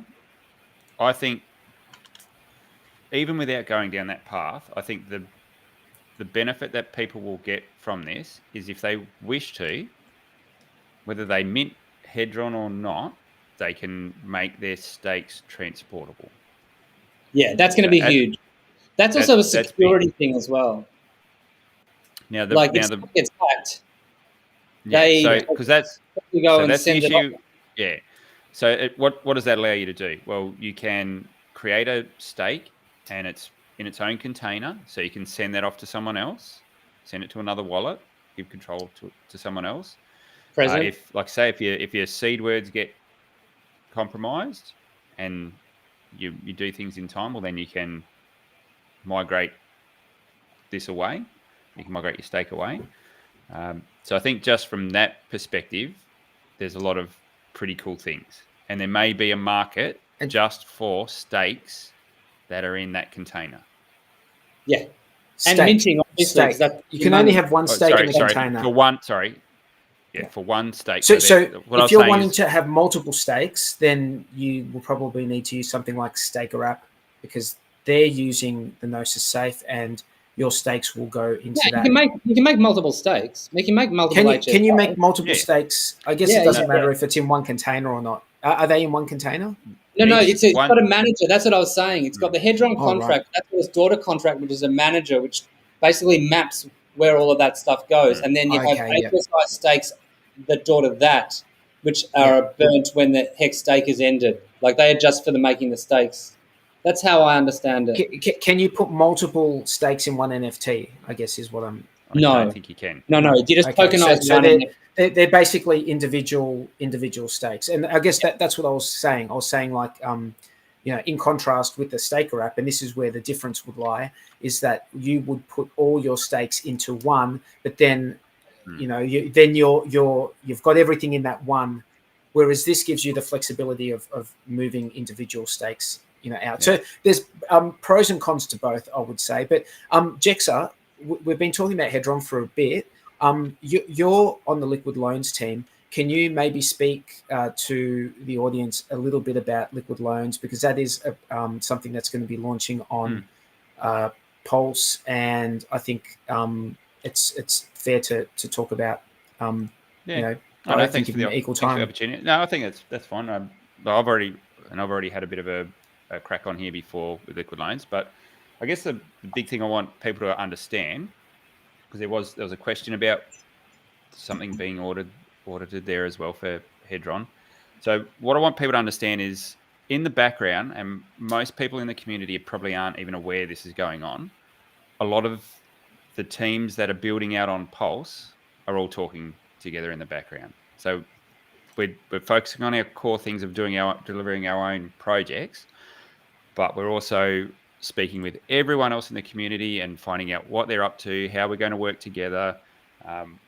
Are they running nodes? What sort of other infrastructure do we need? Can we borrow some of yours? Can you leverage off of us? So there's a lot of teamwork going on in the background that people don't understand is taking place. And that's fine. No one needs to understand all that's, or needs to be aware of all that's going on. But everyone, it's nice to know, though. It's nice to know that. Yeah. So, that's it. It's all community driven. Everyone's understand that PulseChain, when it launches, is the bare bones. So you've got your validator nodes running. We're going to have a few other nice things, like we'll have a DEX, hopefully, and maybe a bridge. And what else was there? And just the block explorer. Other than that, we all need to bring everything else across. So teams that are building, and Liquid Loans is in this position as well, we need to bring some of the important infrastructure components that ETH already has that don't actually exist on PulseChain yet. So there's a lot to it.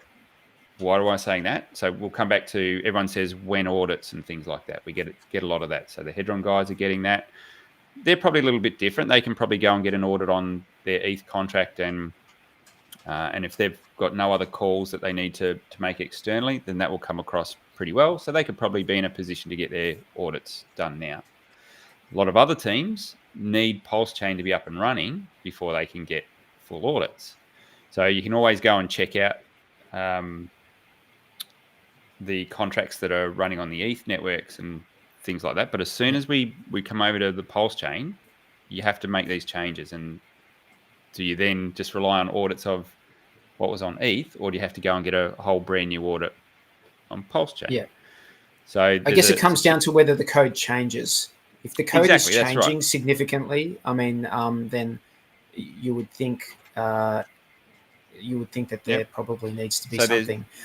And these are things that most people take for granted. So when an application's rendering all the information on the dApp, those tools exist on ETH, and you're making calls to specific contracts to get that data and things like that. So, or to indexing nodes and things like indexing services. Here's a question for you.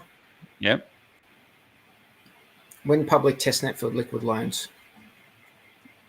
Sorry, where's that? When public testnet for Liquid? Okay, so it is Liquid Loans. Yeah, it is running on the testnets on V1, and it was on V1, is on V2. not public yet, and the reason why it's not public yet is we're still working through. We've custom built things that don't exist on PulseChain.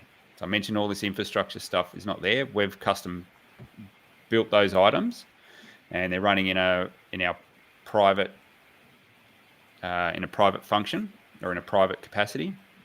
When we're ready to make that public, we will, and everyone will get to see it. But this is on testnet, so people are screaming for audits. You've got to wait till the mainnet launches before you can get a lot of stuff like that done. So we can get all the pre-audits done in the world, but it's not until we've got the chain up and running that you could put your hand on your heart and say that's what's going to be deployed. So yep. You think you're going to Can you give us a rundown, Jexxa? Can you give us a rundown for the audience, mate? I know you're crossing your T's and dotting your I's, but can you just give the audience a rundown of what Liquid Loans does? What is it in a nutshell? In a nutshell, it's two things. It's a lending protocol, but the way the lending protocol works means it's a stablecoin factory is the easiest way to put it.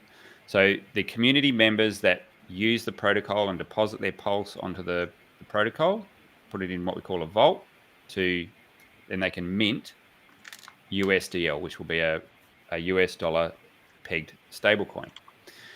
So what that means is the community is actually going to own the stablecoin on PulseChain. And I don't think you can underestimate how big a role that will play in the ecosystem. What we want to see happen is all the liquidity pools with Pulse, Hex, we want to see them paired with a community-owned, totally decentralized stablecoin. That's one of the big goals of Liquid Loans. Just so happens that it also means you never have to sell your Pulse. And if anyone wants to, do a bit of a YouTube Google on haunted strategy, and you'll see the gravity of what Liquid Loans will bring to PulseChain. The amount of positive buy pressure and feedback loops that it brings into the ecosystem is just insane. Anyone that's taken the time to read what the protocol is about and to have a look at what Haunted's put together on the Haunted strategy, their mind's blown. They start to then understand what this means for the ecosystem and the price of Pulse. It's pretty crazy. So if you want to do a bit of research or a bit of digging around, go have a quick Google around or a quick search around on YouTube for Haunted strategy, and that will I'm sure that'll enlighten you a little bit. It's doing the rounds. The Mango Junkie has asked, will the public test net run before the sacrifice for Liquid Loans? That is the plan. There you go. Yep. Mr. Mango Junkie. Okay, so was there anything else that you wanted to say about that, Jexxa or Bluey? No. Thanks for the opportunity to bring it out. I think Bluey's probably got a fair bit more he wants to dig into. I want to say about it. Guys, mate. Go for it. I want to know, go for can it. you get a pitch? What is the main use case of that token? Like the actual token. Like I understand the things you've said before that are like capabilities of that project, but what's the token itself? What's its main use case? Well, it's like any other token. It's got speculative value. You can, its distribution model is it's getting distributed via how many Hex shares you have, and Hex shares are deflationary over time, and so over time, there's going to be less and less hedron, and also it gets burnt. The people who borrow it, when they pay it back, that whatever gets paid back gets burnt. So the loans against the NFTs are paid for. No. Hang on, you're confusing things. You're confusing things. First of all, the NFTs are completely. There's a separate function, right? Just a way to transfer it. That's all it is. Just a way to transfer it. That is just a way to encapsulate that stake to send it to another address.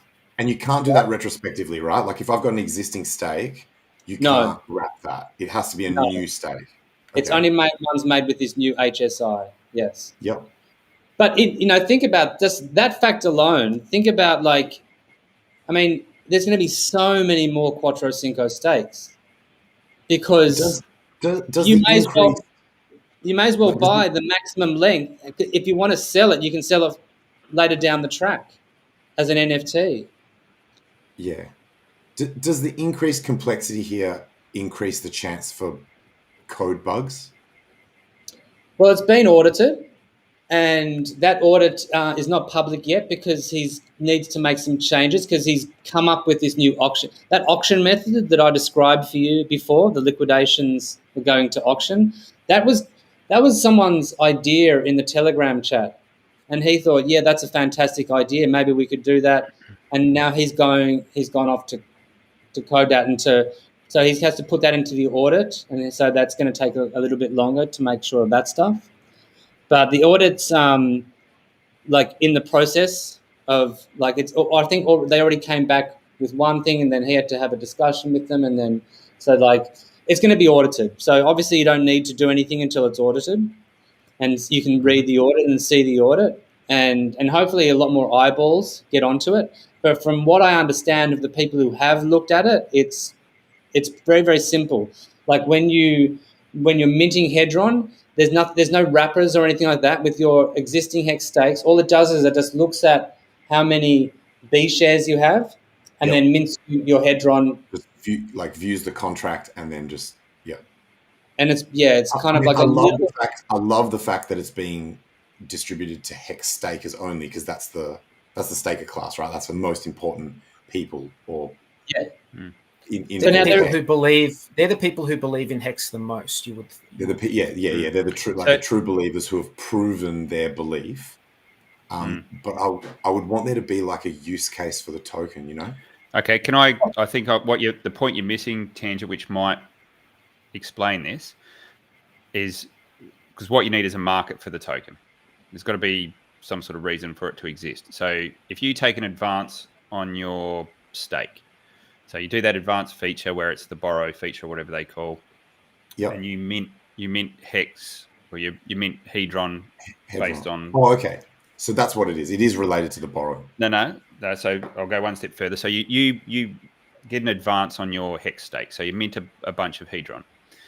And like Bluey said, there's a fee for that. So you've got to pay back probably more Hedron than what you've borrowed. Would that be a fair statement, Bluey?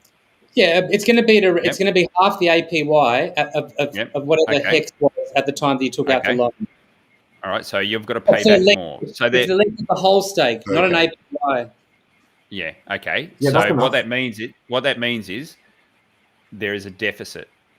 So if you mint 100 Hedron, but you've got to pay back 110 Hedron, where do you get that 10 extra from? You've got to buy it from the market. So that's how you get the value in the token. You'll need Hedron for that, for paying off loans, and also if you want to buy a liquidated Hex stake, or if you want to bid on a liquidated Hex stake, you'll need Hedron. Cool. So there is an actual market. That's enough for me. Yeah. Like I just didn't want it to be a thing where it's like, oh, we're just going to distribute it to Hex stakers and then it's a currency. Like, you know what I mean? That's not enough for me. But that's enough. Dude, this is way more than that. This is next level shit. I'm telling you, man. So it sounds like you need to diamond hand that Hedron for a little while. The thing is, right? Hang on. There's another thing, which is called the AMR, right? What happens is, maybe I've got those letters wrong, but let's say that the number of borrowed Hedron exceeds the number of minted Hedron, right? If that ratio goes over 50%, so if there's more borrowed Hedron than there is minted Hedron, it triggers an extra bonus, right? If it goes to just 50%, it's like a 3x bonus. If it goes to 75%, it's a 5x bonus. And if it goes to 100%, it's like a 10x bonus. So any Hedron minted on that day collects that bonus on top of all of the other bonus if you mint it in the first 100 days. So are they multiplied by each other? Are they multiplied? Yes, yes. I've got to say, so people struggled a bit with the complexity of Hex. This is like a million times more things going on. I think people are going to really struggle. You know what, Tangent? Going on, man. Well, Tangent. Can I just jump in here? This is going to be a situation where the people who spend the time to work out what the hell this is about, they may just be the ones who do very well out of it. And if you can't be bothered to spend the time to work it out, and I'm not saying you specifically, I'm saying I know that wasn't in general, then maybe you miss out on the opportunity that is being presented here. Tangent, it's simple, mate. Like at first, it's a little bit like, whoa, there's a lot of information, but once you start nutting it down, you'll get it quick. And that's the same with everybody in this in the chat right now. And I guess if someone's just claiming, they don't really need to know just all to claim of it. No, you just need to be able to mint it and use their interface to mint it. Yeah. Would I be correct in saying that you could effectively claim every day on if you were willing to pay the gas, you could claim on a stake, you could be claiming every day. Every day if you there's want a it. claimable amount. Except what you Probably would want wouldn't be worth it. Hang on. But obviously wouldn't be worth it. But so there's something you do claim every day though. It's like, is that right? Guys, the point that I was telling you, that 3x bonus, if the ratio goes out, is because let's say you have an HSI stake, right? You mint, or any stake actually. Let's have you have your native stake, you like you have now. You mint on day one, so you get this 10x bonus just given to you for whatever days you've had, right? You start, instead of minting every day, you save up the days, and maybe it takes a while, maybe it takes years, but if at some point that 3x bonus comes into play, you get 10x bonus times 3x bonus. So you get 30x bonus on that day to mint whatever hedron you have. So people are going to be incentivized to not mint their hedron and to wait. As long as you've done it once to start the thing off? Is that right? Like you've got to do it at the start? As long as you did it on the first day, you get the 10x bonus. Any time in the first 100 days. But then if you Tangent, you can do it on day 99 if you like, mate. You don't have to do it on day one. You can do it on day 99. You got to do your research. You know, day one is optimal. I'm just joking. Man. Day one's optimal. You lock in that bonus for the rest of the life of that stake. Would I be correct in saying that your best stakes to do it on at the start are the ones that you've had rolling for the largest amount of Hex and the ones that have been running for the longest amount of time? The best is to pretty much do it on all of them. So you do claim on all. And then on the first day, that means you're locking in that 10x bonus on all of those stakes. Okay, so that locks the bonus. Then you can just leave it. Yeah. Yeah. And if you ever want you get a benefit for the longer that you leave it. Well, you're not. Well, I mean, you can do it whenever you want. You can mint whenever you like. Okay. Like you can wait 100 days. You can wait 10 days. You can wait the whole length of the stake, as long as you mint before you end the stake.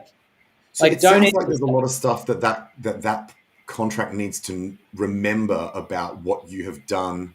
Like it needs to remember when you first minted. It needs to remember how recently because otherwise it's paying you too much, right? Like it needs to know what I've claimed up to a certain date. It's going to remember all that shit about every single one of my stakes. Yeah, but it's a computer, dude. It's like it's got all that information. It's on the blockchain, man. It's on the blockchain. Okay, all right. That was gold. You say that, but the deal with blockchain is that computing requirements are expensive. But all you got to know is what day you last minted on. What day and how much it's given you. That's it. Okay. All right. I would have thought. I mean, I don't know. Gee, I don't know if that's right. So I think the quick sales pitch for this would be for people just to say, your only risk is the gas cost. If you think that the gas cost is reasonable for the stake size and you want to just take the chance, it's a pretty minimal cost involved to potentially have a mad gain. Yes. Especially if you've got 10-year or 15-year stakes. And think about this, right? It's very tied to the cost of a T share. It's very tied to the cost of a share or a B share. Okay. I've got a question for you, Louis. Sorry, mate. Is it per stake that you, or is it in the address? However many stakes, it just does it. No, it's per stake. So it's Per going to stake. cost a lot if you have a lot of stakes. All right, I've got a curly one for you, mate. Mm-hmm. So you've got existing stakes. Launch comes around. You've got a 5 year stake. You're 2.5 years into this stake, and you mint all your hedron on it. Then we have a fork. You can no longer mint it on the Pulse side. You've got it on both chains. Yeah, you've got it on both chains. Yeah, because you get a duplicate of the hedron, wouldn't you? Yeah. Yeah. Okay, that makes sense. Yeah. I was thinking if you didn't. The thing to consider right now as well, the thing to consider is if anybody has got stakes coming out in the next. So this is he wants to launch this on the 31st of January, right? If anybody has got stakes between now and 2 weeks before that, like the 17th or whatever of January, you might want to consider, instead of end staking, just running good accounting, because you're getting, and especially if they've been a lot of days, because what you could do is just run good accounting instead of minting, wait until the 1st, and then you'll be able to mint all of that hedron from that's the B shares of that stake multiplied by how many days it was, and then you'll get the 10x bonus on top of that as well. Are you sure about that? That good accounting doesn't stuff up your ability to make this claim? Okay, that's actually quite an important. It actually gives a lot more. It actually gives a lot more reasons to do good accounting, because they are stakes that have been running for potentially for people. If they're just ending now, they could actually have been running for a long time. But understand, you pay pretty much double the fee to good account than to end state. Yeah. Yeah, it's you're going to have to work out whether you. Yeah, you're going to have to work out whether it's worth it, whether you think it's worth it or not. It's very hard to know what the price of this hedron will be. It's going to be. Is it possible? Sorry to interrupt. Is it possible that it could actually be cheaper to just let it bleed a tiny bit rather than good accounting? Maybe. The bleed is tiny, you'll have right? to do those calculations. Yeah, you'll have to do that. Like 1% every week or something? 1% a week. 1% a week. Depends on the size of your stake.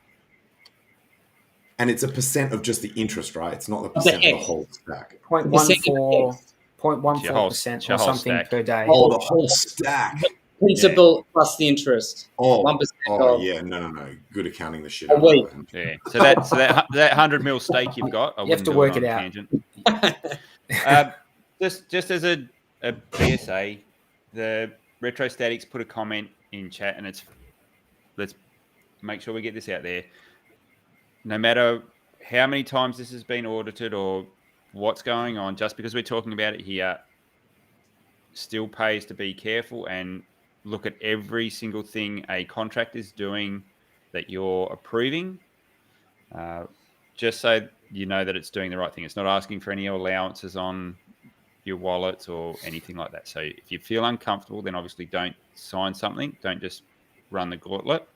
If you're not comfortable with something, reject the transaction until you find out what's actually going on. Doesn't cost you anything to reject the transaction. I'm saying that because we had a recent instance, which I still don't know whether it's confirmed. So we probably need to get this out here as well. Richard put out a tweet about ETH Gas DAO or something like that, or what was it called? Gas DAO. Gas DAO, yeah. Where you could free claim some tokens, and a few community members had piped up and said this was asking for permissions to send their ETH somewhere, so just be really, really careful. Yep. That goes with that's not just about Hedron. That's about any contract you're dealing with. Everything.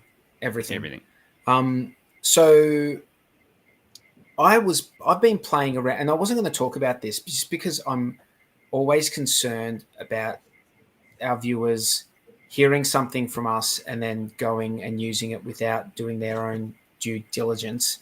But everyone here, everyone who watches us, we've got smart audience here in Hex. So Tornado Cash just released about 2-3 weeks ago a new version of their contract, and it's still experimental. It's beta, so you could lose all of your money if you go play with it. You just have to understand that is you're the guinea pig basically if you go play with this thing. So I wouldn't recommend it at all, that anyone goes let other people be the guinea pigs. But if you feel confident, do what you want to do. I'm not here to tell you not to do it. They've just released another version called Nova. As I said, it's a beta in testnet, and what this one does is, if you know what Tornado Cash does, it allows you to put like 0.1 ETH in, or 1 ETH in, or 10 ETH in, and then it allows you to take it out at a different address, which has no connection whatsoever to the address that it came from. So basically, it just spontaneously appears in another address. So what this new, that was the old version. What the new version does, it allows you to deposit into a stealth address, which, as I understand it, is on another chain, XDAI Gnosis chain, which is a layer 2.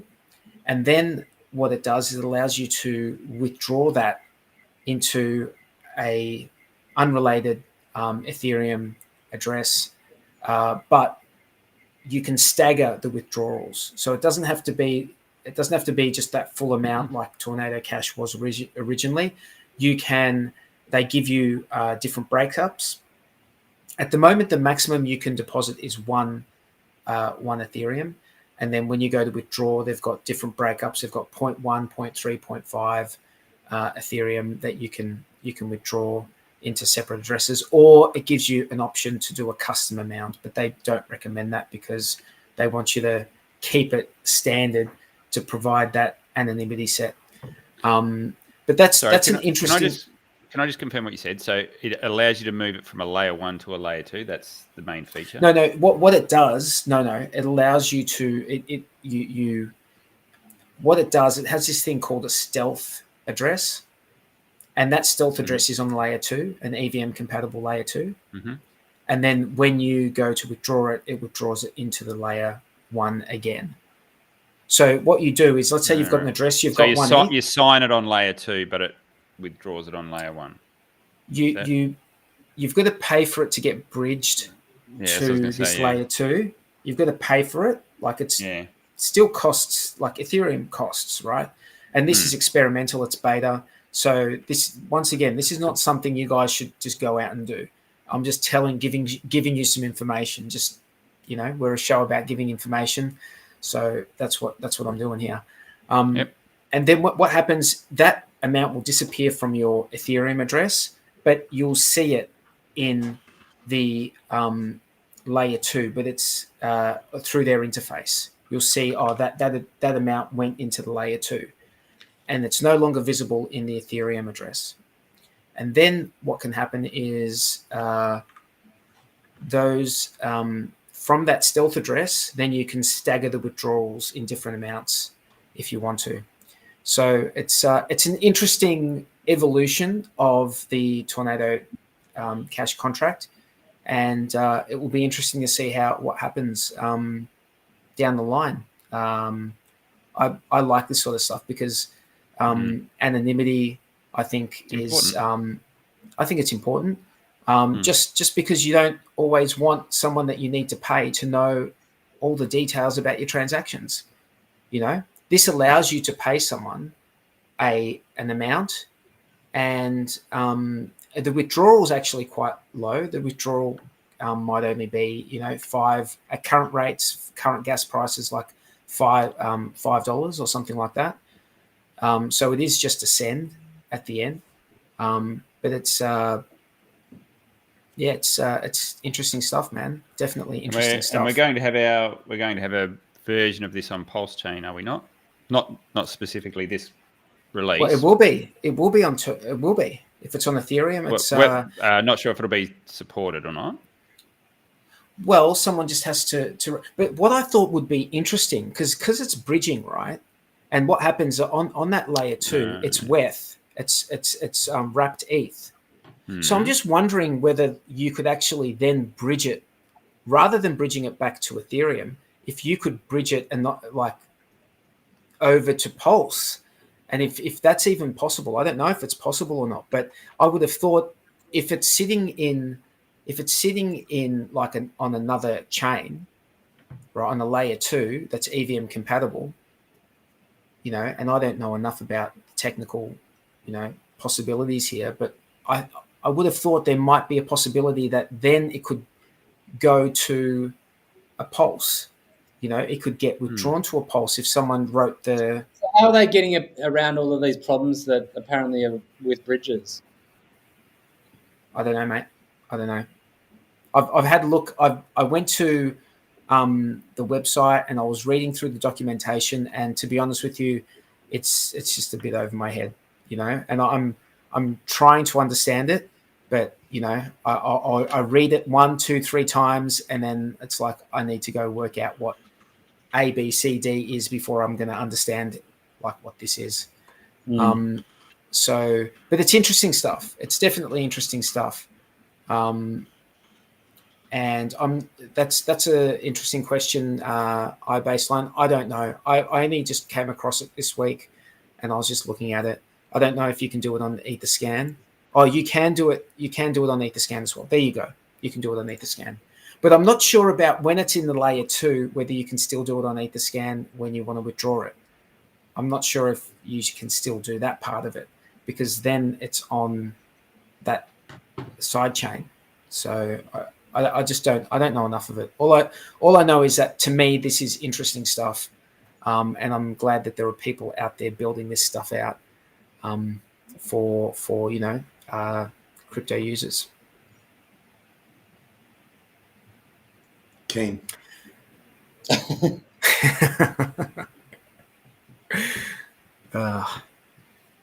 But yeah, so where are we? We're at about. We've been going for almost about 2 hours. Is there anything that you guys want to talk about or address? Oh yes, Hurry Cash. Hurry Cash is another protocol that is going to be working on PulseChain. I don't know enough about it, and last time I heard that I don't know if this is still the same, so I don't want to go out there and say whatever, but they're having a sacrifice soon.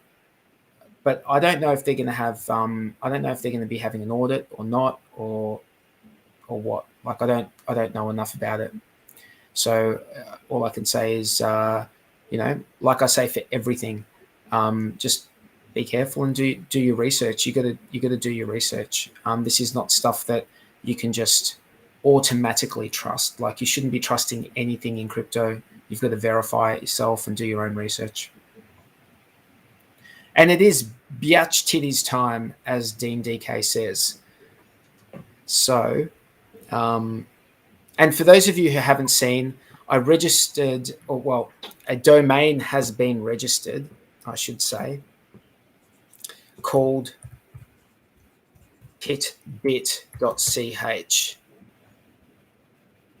So you can go, and there you go, titbit.ch.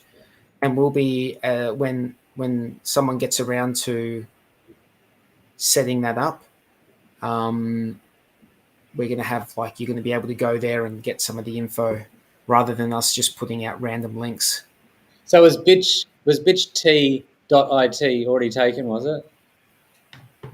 Well, the thing is that the domain's from Switzerland and in a CH, so to get isn't it .it something? .it is Italian. But unfortunately, with Italian domains, there's absolutely no privacy at all. So you just have to have like public information. Your personal or whoever registers it, their public information needs to be on the registry, and anyone can go search that in the world. So fuck that for a joke. I much prefer something that is, preserves people's privacy, and not even so much that where you register it, they can have your details, but for it to not have the option. You did kind of dox yourself by saying all I've said is that it has been acquired. It has been acquired. All right. I didn't listen to the exact wording. I can't confirm or deny anything else apart from that. It has been acquired. Well, I'm working with a crew of people around me who might have done it, or maybe not. And yeah, if you go to that website, let me just go, because it's under construction. Obviously, I'll bring it up. Oh, you've put a placeholder there. Oh, someone may have put a placeholder there. Someone may have put a placeholder there. Someone may have. Let me see. No expectation of the work of others. That's exactly right. I like the recent way how Richard has been explaining it. It's actually very clear without exposing himself to any risk. How he explains it now, I think, is easier for people to understand how this shit works. Who's that? Oh, is that Adam Sandler? No, that's actually from Fight Club. You know how when he goes to all those groups and he goes to a group with all the dudes with testicular cancer, there's one guy who has like massive bitch tits. Yeah. So I thought that was very appropriate. Anyway, I thought it was funny. Edward Norton. Yeah. I thought it was funny. So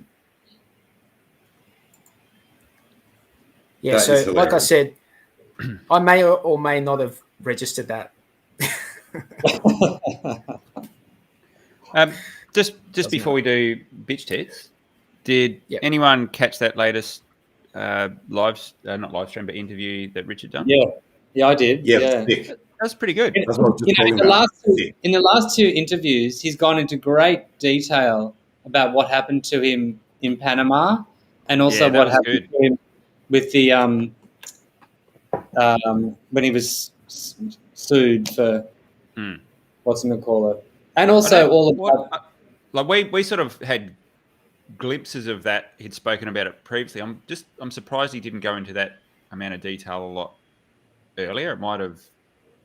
People are always going to FUD and believe what they like. Yeah, that was hectic what he said about how they just basically transferred the deed of the house. Full on. Madness. Yeah. I guess when something's so corrupt, this is madness. Yes, but what I really liked about that was just the actual person doing the interview was really good at a job. Until she asked him for money. Yeah, until she asked for the money, I thought that was cute. Cute. Like, why don't you give me 20? I think to invest in me. She thought. I think she thought that if at any point she tried to dog him, that he would have some kind of control over the funds, because she was saying shit like it'll be locked up in your platform anyway. So at that point, I don't think she realized that it doesn't work like that. If he gives her 20K worth of Hex and it gets staked, she's the only one that has control of it. He doesn't have the control just because he was the founder.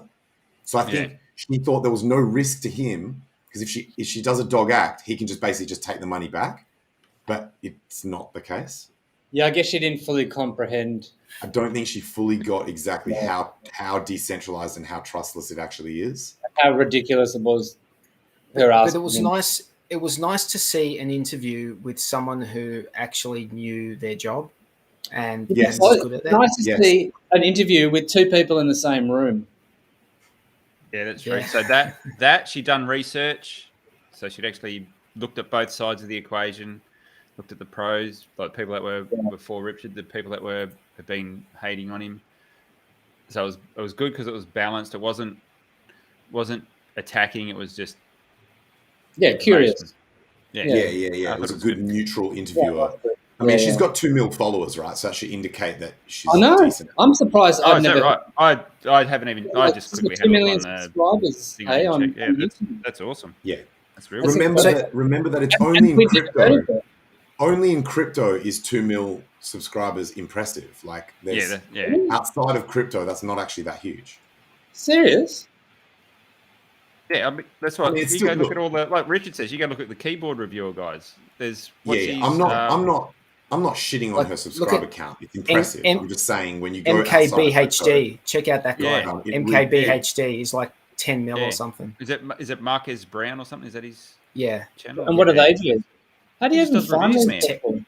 Tech review. How can you not find them? They're like the first things that come up when you sign up to a new account, man. They're like there's so much people in the world, isn't there? Wasn't there some dude that just started blogging about his day, and like half his videos are just like him unboxing shit that fans have sent him, and he's got like what's that? The unbox guy. Who's the unbox guy? Yeah, there's like an unboxing guy. Like, it's just ridiculous. There's an unboxing guy. There's the guy, Dude Perfect guy. There's Mr. Beast. Like, there's all these dudes who are like. I think there's a lot of boredom that people are trying to satisfy their craving for, like, just to be entertained, and crypto doesn't hit that need because you have to think when you're listening to videos about crypto, right? So we don't get the mass amounts of people who just want their mind numbed and just to distract themselves from how much they hate their life. We don't have any of that in crypto. In crypto, it is flat out people who either want to get rich or who want to, like, learn about tech, you know? Yeah. And just, if I can just circle around to why I wanted to talk about some of the different projects that are on Pulse. Guys, I just wanted to point out, like, we've got a lot to look forward to when Pulse launches. Like, this is going to have a lot of pieces that come together, and it's going to make it, there are going to be a lot of options out there. There's going to be a lot of crap that comes along as well. Like, let's be honest. There's going to be a lot of crap that just all of a sudden just comes up out of nowhere. And we're going to have our inbuilt bullshit detectors on high alert, because they're going to see the Hexagon community as a target audience, and they're going to be trying to get you guys to part you guys with your money, part you guys from your hex. So, everyone wants to be, you want to be, vigilant, that's for sure. But can we does any of you guys have a chart? Because someone's wrote in the chat before that we pumped to 25 cents. Yeah, so so we've just gone I think we're having a bit of a midstream pump. Some dildos, green dildos. Here, I'll put a chart on. So I'm gonna 25.2. What? I'll put that up. We've broken out of that downtrend then. Do you want me to? Oh yeah, you go.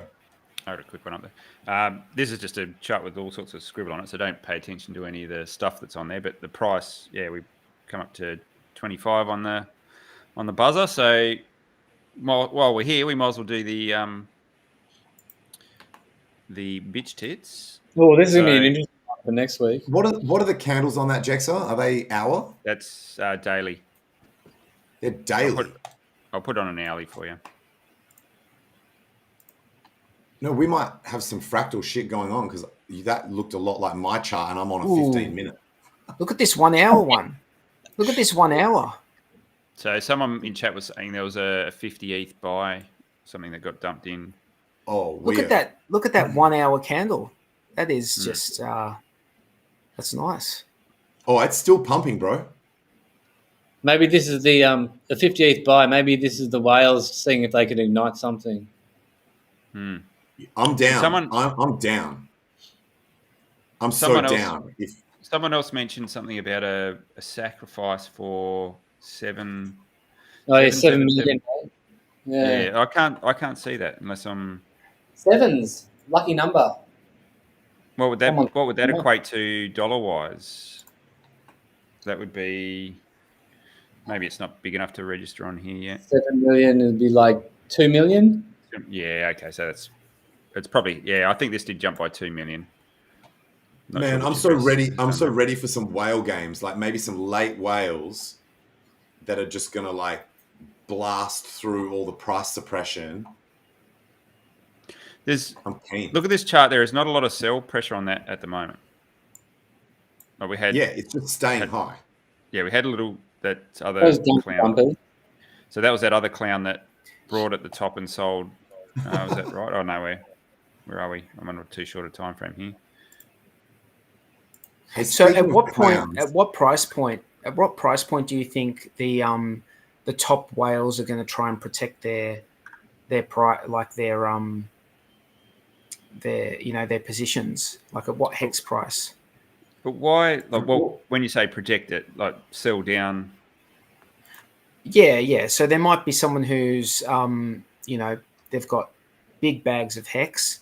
They know that there are other big bags of hex out there, and they're like, well, I know that if it gets beyond a certain point, it's going to make it a lot easier for these guys to get close to me and perhaps overtake me. Would you sell your own hex down though? Sell it against yourself? Clearly that isn't that what's happened though? Isn't that what happened after those? It definitely happened in the PulseSac.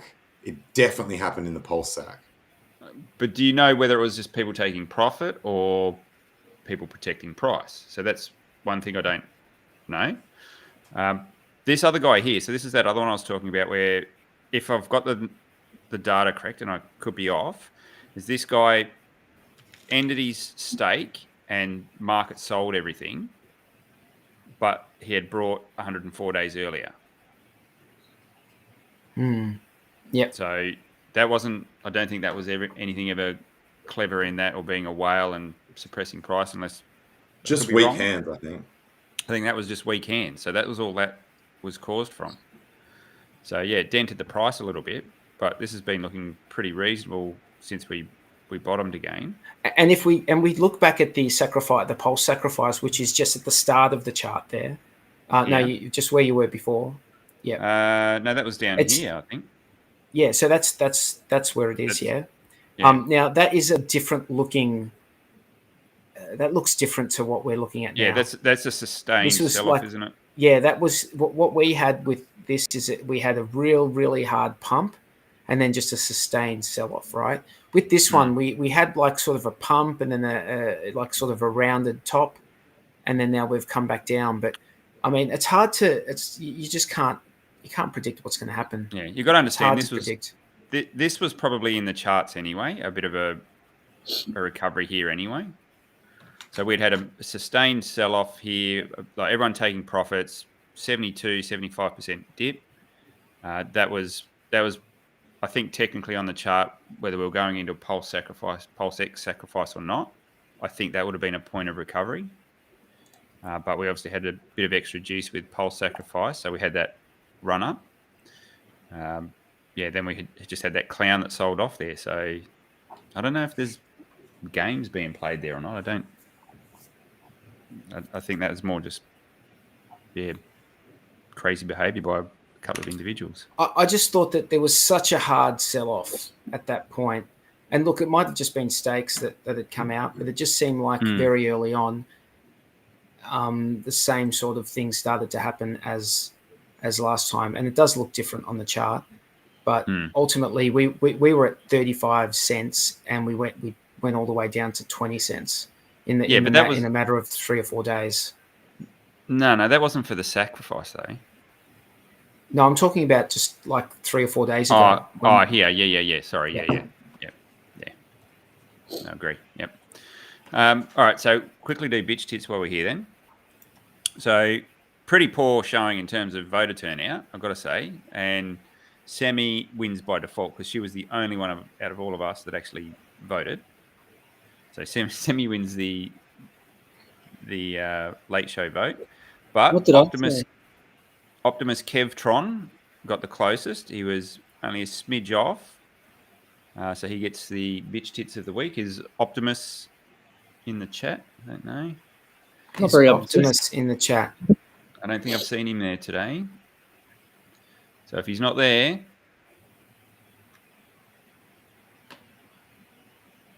We'll have to. Did we only have? Hang on, 1, 2, 3, 4, 5, 6, 7, 8, 9. We only had only 9 people, right? Is that right? That's because you weren't here, Jexxa. Yeah, I was AWOL that last week. And we couldn't even announce the winners the week before because we didn't have the chart. We didn't have the details. Right. It was all in chat, so you can't blame me for that one, man. Come on. Is that right? Because I thought that just took us to the forum. I didn't realize that I could access it's all there. The details. Yeah, that's all there. So, you know what? If Optimus is in the chat, you know who's winning again, don't you? Who? Young and Wild or Dozer or... Like, he would be the most consistent performer. If Optimus doesn't show... How many you're in chat, Young and Wild? How many times in a row have you won, or how many times have you won bitch tits? Trevor. How many times? It's got to be Congratulations 4 or 5 now, I reckon. Congratulations, again. Trevor. Congratulations. Again. That's Dozer. he is absolutely the original. He's the OG. He's owning it. Yeah. Good work, buddy. Good stuff, man. All right, so everyone, we'll get our next votes in then. All right. Hang on. So, are you going to put the link in? Yeah. Oh, yeah. I'll get a link. And yeah, hopefully we can get that website set up so Jexxa, we don't have to constantly be putting those links in. Yep. Yep, I'll do that. So maybe I can put this form on the website or something like that, like the actual form itself. Redirect the website to that. Yep. Just do a URL redirect to that one, and it'll. Well, can I do like a what do you call it? iframe or something? No, you don't need to. Just do a redirect at the domain level. Because I want to do it within the website. Oh, you want to have other stuff on there? Yeah. Yeah. Okay. All right. Like I would actually like to have. Yeah, just do an iframe. It'd be fine. I'm talking like I know what I'm talking about with websites. I've got no clue.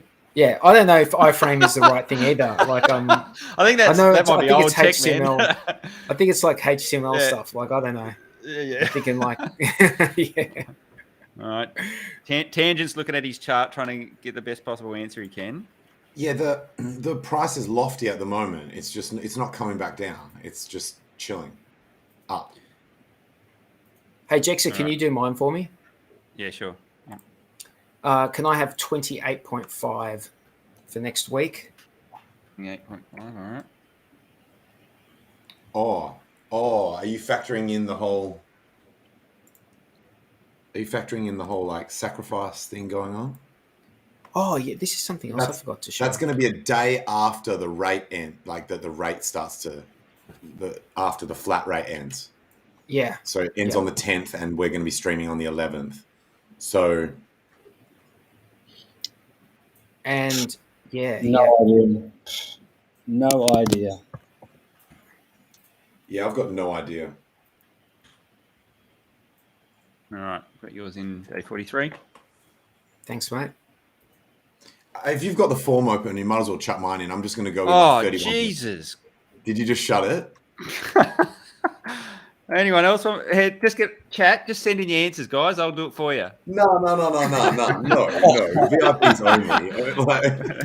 Hey, I'm running the Hex Late Show stream here. I've got like a whole dashboard of stuff. I'm asking Jexxa to help me. I mean, you guys can. Tangent, what's yours, buddy? I'm going to go 31.7 cents. So 0.317. Cool, done. DNTK is asking me if I'm using Dreamweaver. Dude, I used Dreamweaver maybe 15 years ago. I used to use Dreamweaver as well. You can use something called Wix. There's Wix, W-I-X. That's an easy way. I found the website that I used is called YOLO, and YOLO.com, and they give you a free website. So that's what I used. YOLO. It's like a one-page free website. Dude, it's really simple and basic. You can't even put any code stuff in there, so I don't think I'll be able to do this. Oh, it's like info business. only. It's just like they've got blocks or whatever you can just put up. So I don't know.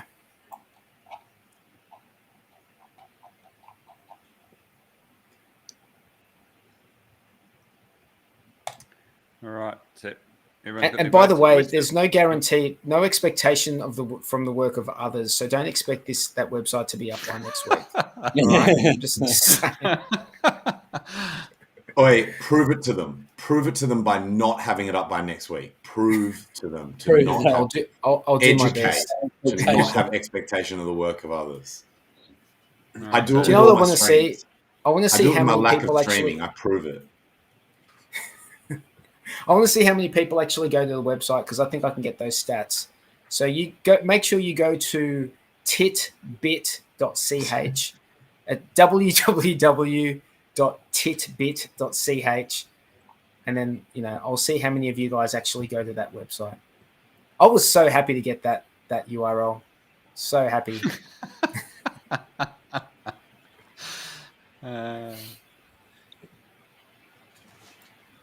Just to be clear, I'm not doing anyone's votes for them because there's people in there asking me to do it. Oh yeah, guys, we were joking about that. Click on this link here, this forms link, and go to that form, and it's like three spaces where you put your stuff in. So just by the looks of it, everyone in chat's saying around the 35, 33. There was a high one up there, about 40, 34. So everyone's thinking 37, 45. Whew, I'll take that one. 45. Yeah, hey, who knows? Yeah, that would be the end of the end of the sack phase, wouldn't it? That leads us into an interesting let me just see if I can bring it up now. Where is it? There we go. So yeah, this is like, I just whipped this up before the stream. I think it's right. But if it's not right, it's close. So up until the 10th of January, for every $1 you get, in every $1 worth of sacrifice, you get 10,000 PulseX. After that, it degrades by 5% per day. So that means by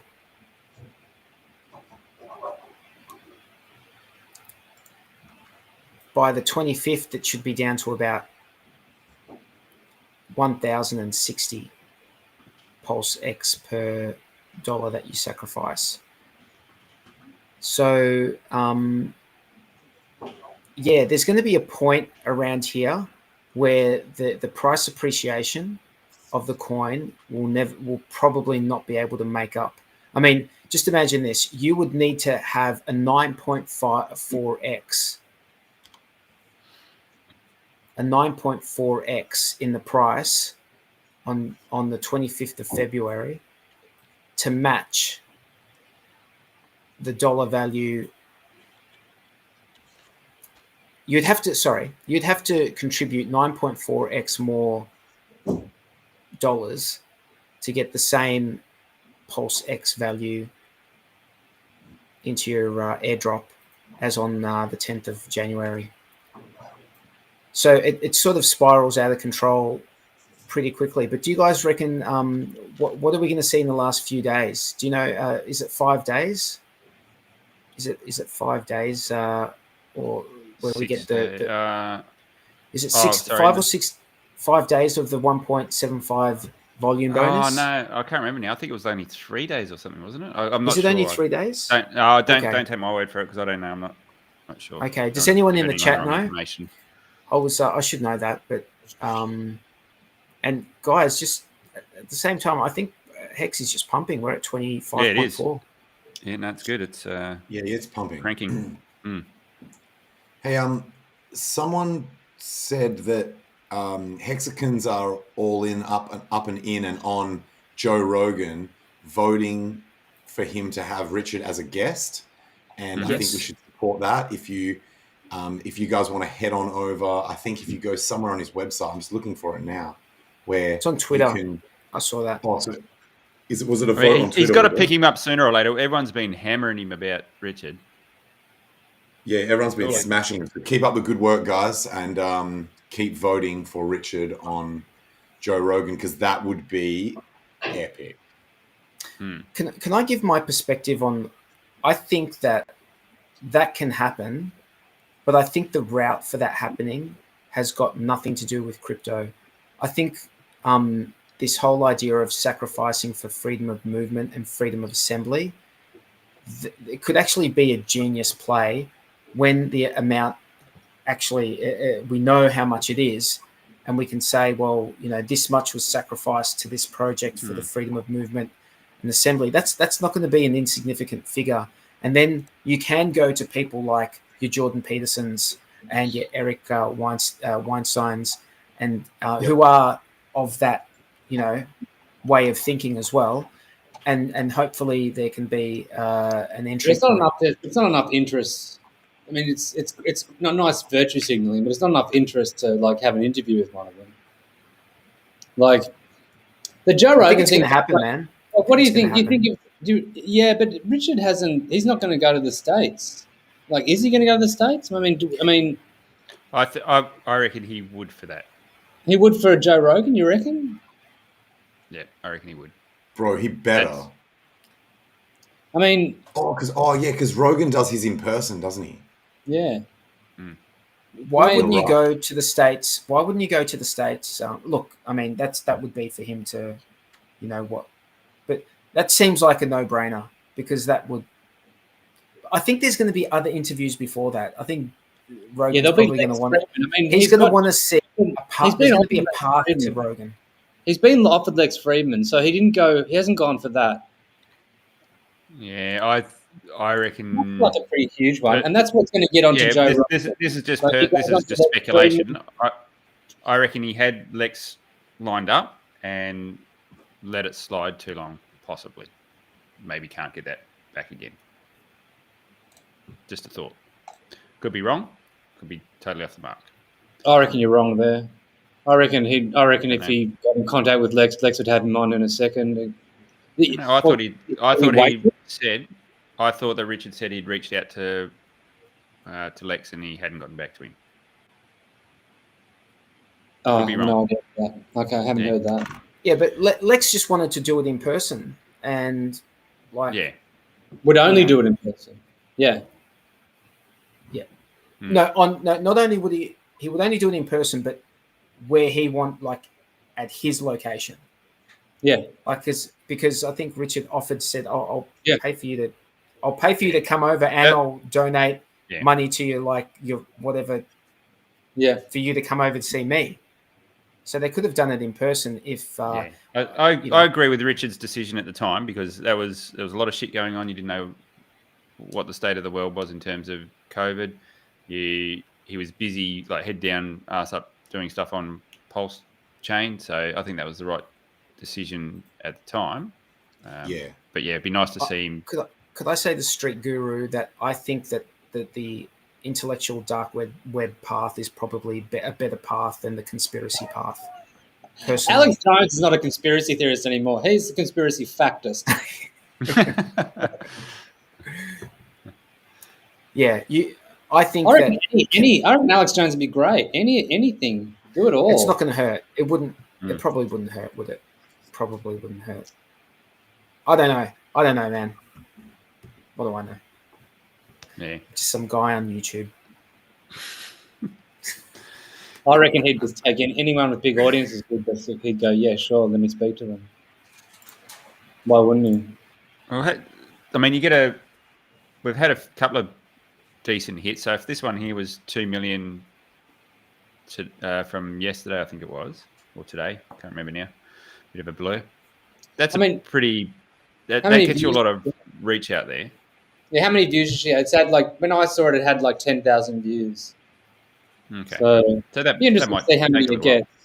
Yeah, I don't know whether that was on Twitter and it got sent out on her channels or anything like that, but you'd be surprised. Like that's going to take time, but you get a few of those land.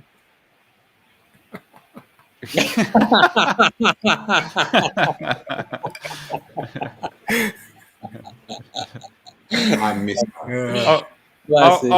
I want to see what you're going to create, Day 43. That'll be interesting.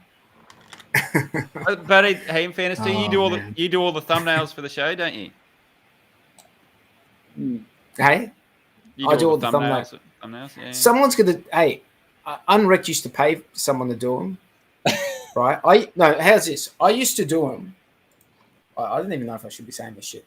I used to do them, and then uNrekt came in and said, "No, I'm gonna handle it." And then he started like getting them done, and I'm just like, okay, I got one less thing I have to do every week now. And then he stopped getting them done, and he didn't tell me. He just stopped getting them done, so I had to just start doing them again out of nowhere. So, shout out to uNrekt, man. We love you, bro. When are you coming back? Yo, can I show you guys the total 2 chart that I've been looking at? So basically, first of all, this is on weekly, right? So I just wanted to show you where this green line came from was this weekly high, this back here in May of 2021, right? Now I'm going to just go back to daily and we're going to take a look at this descending channel that we're in. So we found support on that line that I just mentioned, which is great. But we are in this descending channel that basically dates back to the start of November 21.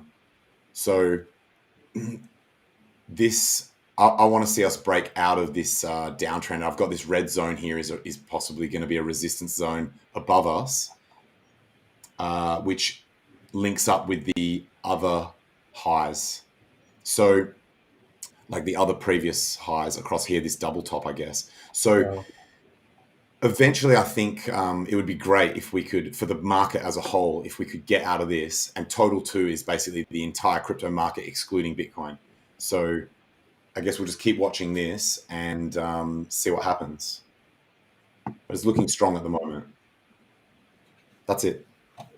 So you think we're in the calm before a bit of a storm, or you think there's a fair chance we could push up? Is that what you're saying? Yeah. I think this finding support. I mean, this was 1, 2, 3, 4, 5 days where it's this level supported price, and now we're moving up off it. So yeah, I think this could be a push. Hopefully, get out of this channel. But I guess we'll just see what happens as we get closer to the top of it.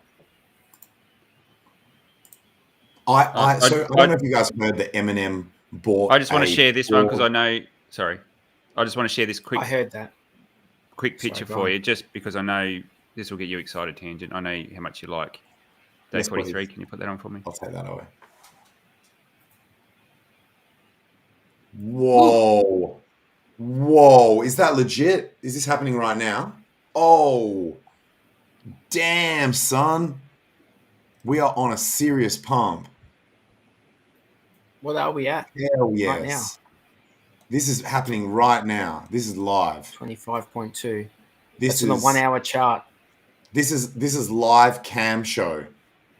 Pornographic content.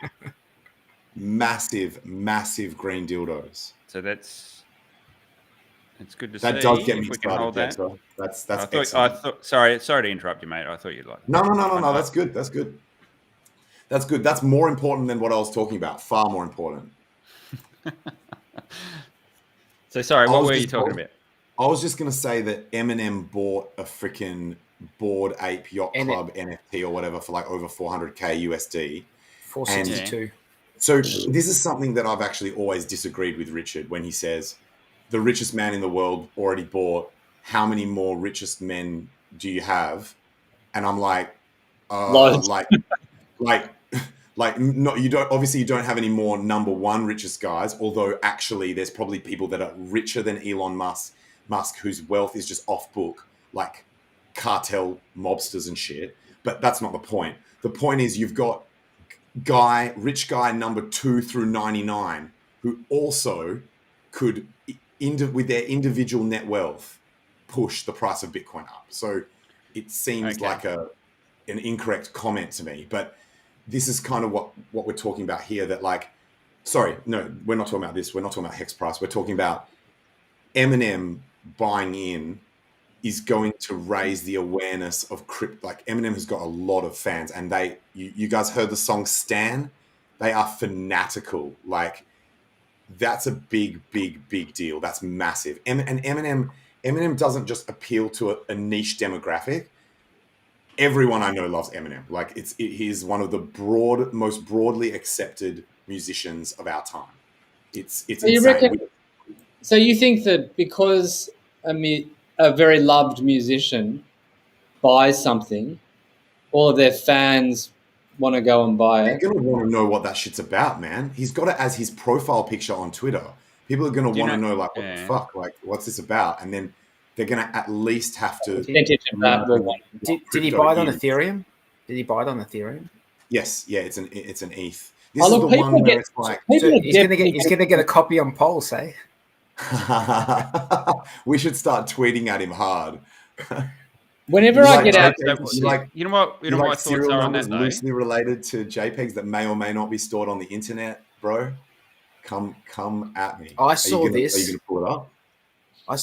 This is my thoughts on what you said, Tangent. Why would someone with a big following go and buy Bitcoin when they can create this shit out of thin air and get people to buy it? They don't need to buy anything. They've got people buying their shit off them. This is Melania Trump. So 1.8 million followers. Yep. She's doing fucking NFTs. Is that the Genesis block of Bitcoin? Yeah. Yeah. So I don't know if that's her NFT or not. I'm not sure. No, that's a Genesis block of Bitcoin, dude. Read this side. Yeah, no, I get that, but I don't know whether she's created that as an NFT or whatever. I'm not sure. I used to have that on a T-shirt. Yeah, but what I'm saying is, so they're out there all doing this. They're all pumping this shit. I mean, it's very obvious to me when I speak to people in the real world who are not crypto people at all. They all know about crypto. They all think that shit. I've got to do, like, this is something I've got to do something about. More of them know about.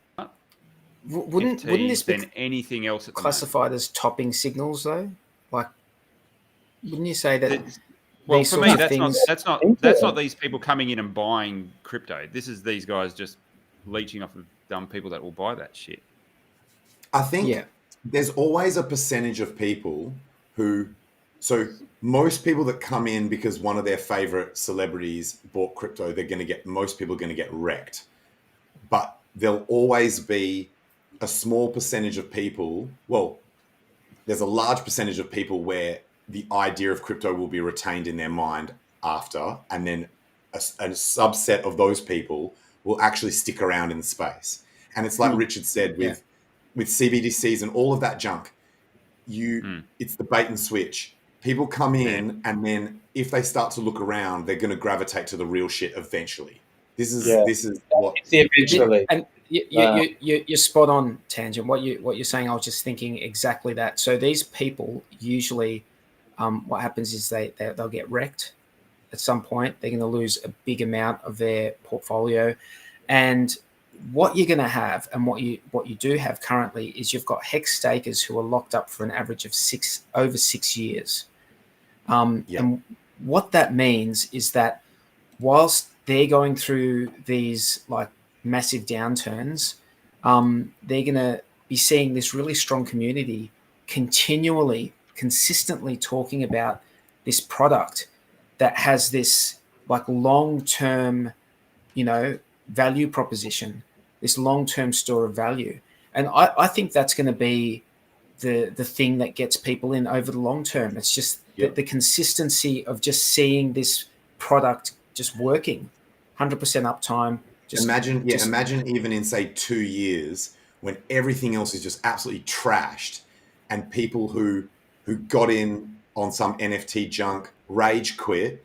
Their friend mentions to them that they got rich off crypto. They come back in and they're like, of all this new shit, Hex is something that I remember being around. It's the only one I recognize. You know what I mean? Like that one's still around. Like it's sort of what Bitcoin used to rely on, like cycles of people learning the hard way and eventually gravitating to something that will actually stick around. And Hex will, I believe, will be in there for the long haul. So I guess it's effectively like, it's kind of like one of those situations where it's the war's already won, but it just takes time for people to realize, right? I think Hex is going to do that shit. And the returns right now are just too damn high for some of the, I know this sounds counterintuitive, but they're just too damn high for some people to take seriously. You know, some people out there, some traditional, especially the more traditional investors, when they see like 40%, and mind you, it can be more than that if you stake for longer than the average, but they see 40% and it's like, this is not legit. This is not possible. Yeah. That's a mistake in the last hour. And that, to most people in legacy, that would just break their mind, because 5% is a return that's what they're hoping most for in a people year. wouldn't expect to get for a year, and it just happened in an hour. Like it's difficult, bro. In this environment, in property in Australia, return wise, 5% is considered okay. Like if you're getting 5% return, it's okay. You know, if you've got like a residential, and that's with property all the investment or hassle. something like That's that. with all the hassle and all the risk. Hex just did that shit in how long? What, this stream in 2 hours? Yeah. 1 hour. Yeah. It's funny you guys are talking about that, because I had a friend ring me up today, and for those of you who don't know my background, I've been in the property game for 15 plus years or so, and he called me up. He said, "Oh, doing okay out of crypto. Want to try and diversify. What do you reckon we should do with property?" And we stepped through all the different scenarios and all the different strategies. It's hard to tell anyone to get out of crypto. Like it's the only reason you would. So what it boiled down to is the only reason you would do it is capital preservation. So if you just want to diversify, so you're not after any significant gains. It's just diversification. You just want to park funds somewhere, hopefully avoid the ravages of inflation, and just don't maybe another reason would be if you need an asset that you can show to a legacy bank that they will take seriously. Because at the moment, if you go to a bank and go, "Yo, I've got like $6 million worth of Hex," they'll just be like, "What the fuck is that?" I don't think they'll. It's funny that you're saying that, but now that Commonwealth Bank has come online with Bitcoin, do you think that they're gonna? Do you think that they're going to, in time? I mean, you know, one step at a time. But do you think they will like allow you to collateralize that at some time in the future? Yes, but they're slow, man. Like, but they'll want to hold it. They'll want to hold it. Governments move slow as shit. But they're going to want to hold that. They'll want to hold it. Collateral ratio you get will be. Of course. It's like the deed to your house. They keep the deed until you've paid the house off. Right? Yeah. There's no way they're going to let you hold the crypto, like which is immediately for me is a total deal breaker. I'm not giving something back. And the rates that they would give you on it would be pretty appalling, I would imagine. Completely. This week, my ex-girlfriend got contacted by her bank, Westpac, and said, "Your account is cancelled. You will never be a customer here again." Oh, didn't give her a reason. No reason. No reason. I'm trying to think back whether they gave me a reason. I mean, I would have known it was crypto. Crazy, isn't it? It can't have been crypto though, because that's now quite broadly accepted by banks that people dabble in crypto. I mean, she's been cashing out a bit of crypto, but like, because she is involved in crypto. Not like what other people are doing. I was astounded. I was like, what? I think you know what? When people experience something like that firsthand, it really hits home how garbage the legacy system really is, and how much you are surely it's just at their mercy. And what if like nobody gives you a bank account? What if no banks give you a bank account? How do you even operate in society nowadays? Yeah, you're turned off as a human being. Like you can't exist in society really. Well, I mean, crypto. It must be very, very difficult, hey? Like, I don't think we're far away from people being able to adequately survive with just crypto. I think that is coming soon enough that banks need to start being really fucking careful with shit like that. She should roll over to the Commonwealth Bank then. I would have. I'm not shilling the Commonwealth Bank, man. Go member owned banks. Like tell her to go like Bendigo Bank or. That's what she did. She went to Bendigo, and now she's also. Bank. And she's also playing big banks to suck a dick. In fact, I recommend that people do that anyway. Yeah, Brian. Just vote against big banks. They're horrible. Or a credit union, eh? Like we've got good credit unions apparently here in Australia. T-Bird just mentioned something that I did read this earlier this week, that an Italian bank has just started accepting BTC. Yeah, I think I heard about this week. Yeah. So that's pretty big because they're not really cutting edge over there when it comes to banking. So to have one of them take that on, I tell you what, if there's a country in the world that needs an El Salvador solution, it's bloody Italy. That's for sure. They could decouple from that euro. It's not doing them any good. You know what? I never thought about that. It's not just the countries that are at the mercy that are tied to the US dollar. It's all of Europe as well. If they want to get out from under that, like being linked to every other country. So the countries that think that they're getting a bad deal because they're getting dragged down by shitter countries, say Germany doesn't like the fact that Germany could just go Bitcoin standard and be like, fuck y'all. Yeah, but they're not. Although Germany wouldn't, man. No, Germany's in control of the reins, basically. But they're about to like. Everyone else they're about to loan out their money to everyone else, and they're not liking that. They're talking about bonds, like creating euro bonds as a way to get everyone out of debt. And France has just been spending tons of money. Like they're in just as bad a position because they're all tied as well to the same currency, and basically they're all under control of the. Everyone's got to have been inflating at the same rate for the US dollar against a basket of other assets, that DXY or whatever your chart you bloody look at. They've been inflating a lot of US dollars, and it hasn't been screaming off that chart, losing value. So what does that tell you about all these other guys? They must be printing a fair amount themselves, so that the value stays sort of bureaucracy trying to print. But that's what they're going to be doing. They basically compete. They're borrowing. France who can devalue their currency the most. The international market. Then they're trying to. It's like that import-export shit, right? Like you don't want your currency to be too strong because relative to other countries. Otherwise, you fuck your exports. You fuck your exports. Markets. Yeah. Yeah. So everyone's trying to print they're devaluing their currency by Did you guys ever because I don't check the exchange rate that often, I sort of use an exchange rate for a while, and I was using 0.74 for like American to Australian. Yeah.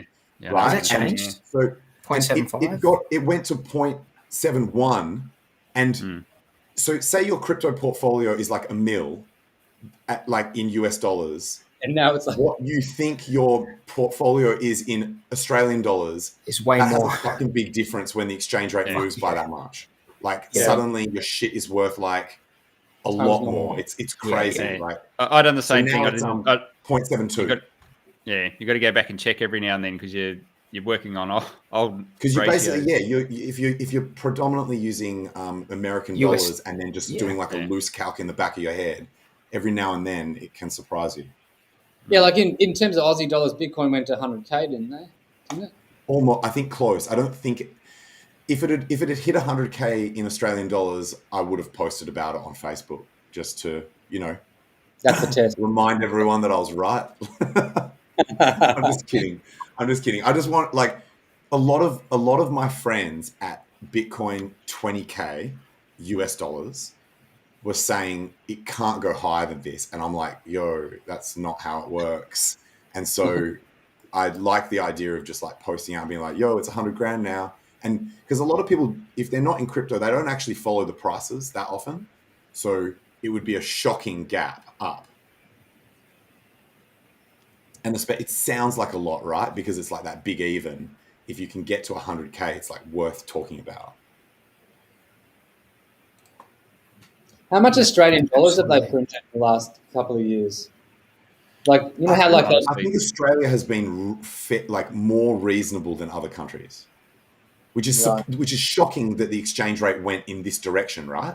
Like, right, yeah, they're printing all these US dollars, and we're still going like it should be going in the other direction. If you look at money printing, Australian dollars should be getting stronger than the American, right? So I don't know. We went full fascist, so maybe it's not worth it. Is there an Australian dollar stablecoin? Yeah, there is one. I don't even know if it got much acceptance. It used to be on, I think it was on Binance? Either BTC Markets or on Independent Reserve. There was one. Oh, so it's not on common. Like Dexes. It's not like an ERC20 or something. I think it might be an ERC20. Don't know. I'll look it up. It was actually an ERC20, but I don't know whether it's on Dexes or not. I haven't seen it. There's one here called SAUD. That might be True AUD. Yeah, I'm pretty sure that company went through and did like one for every single freaking currency. They had a True Japanese yen. They had a True everything. So Tangent, just in response to your question about the money supply. This is tradingeconomics.com, the Australian M1 money supply. In just October. like the next So this is from mid 2019. We're about 900 billion, and now we're sitting on 1.6 billion.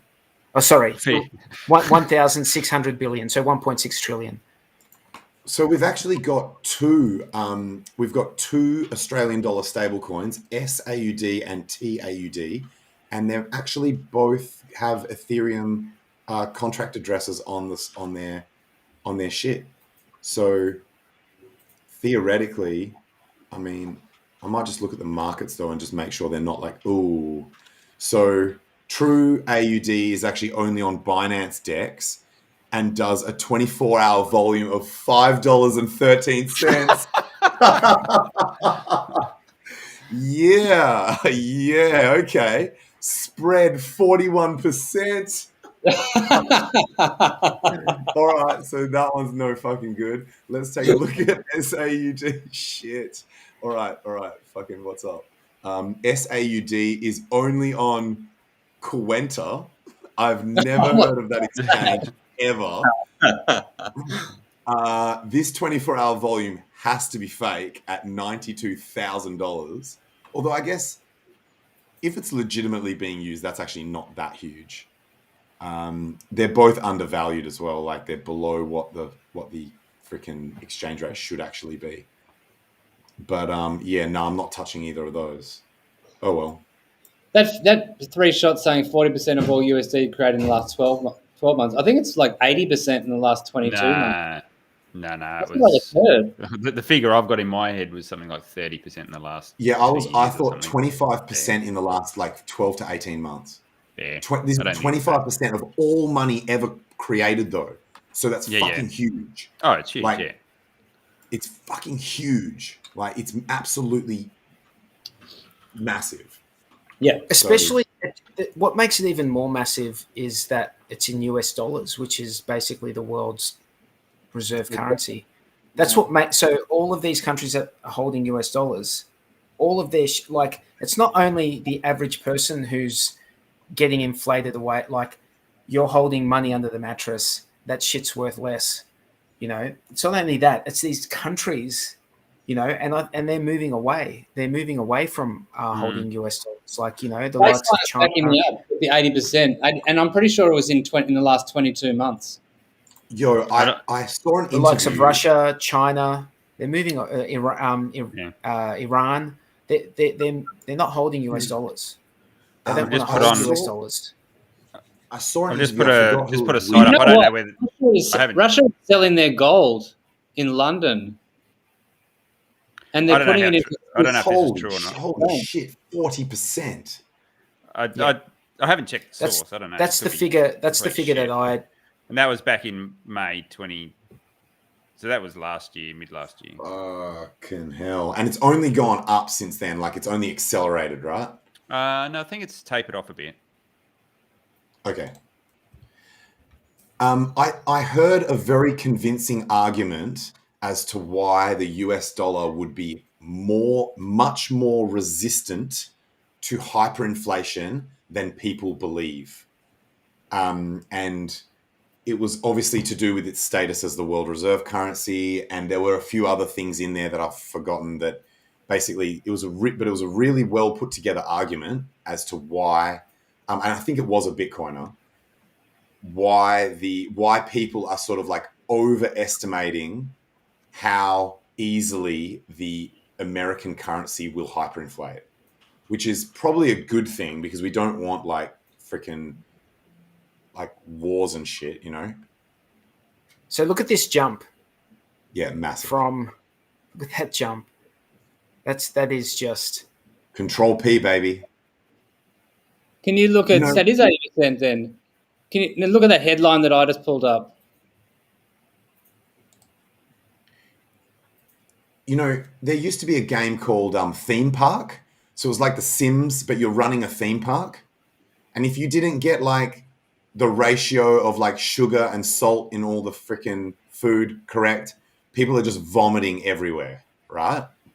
And this is what's happening around the globe. They don't know how to balance the shit, and it's just going to end up with people vomiting all over the place.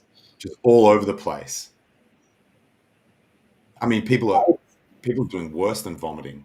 It's Hedron 80%. is no. Surely that cannot be correct. That must be incorrect. Yeah, I don't know. That doesn't sound. That sounds really high. Don't know. Could that be possible? It's kind of exponential, guys.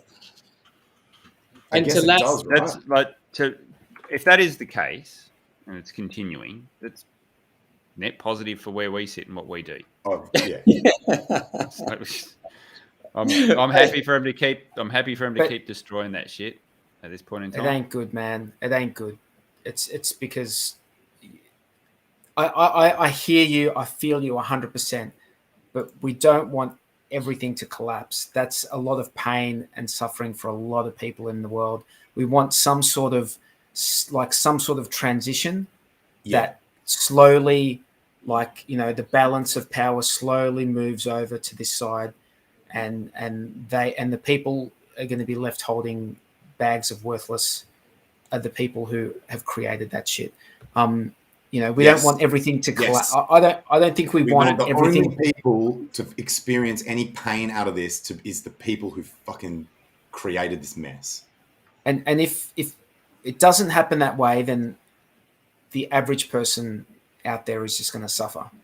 And it's going to come back to who, like, at some point, if things just get so worthless, like these currencies just get worthless, completely worthless, the things that are going to matter are who actually grows the food, who actually produces the product. That's what's going to matter. And all the other shit in between is going to matter less and less. And, you know, I hope it doesn't get to that stage. Everyone's like the frog in the pot, though, because it keeps inflating. Everyone goes, "Oh, great, my house is going up. Oh, great, I'm getting paid more on this job when I'm a tradie," because like, you don't realize it's actually happening. It ain't great.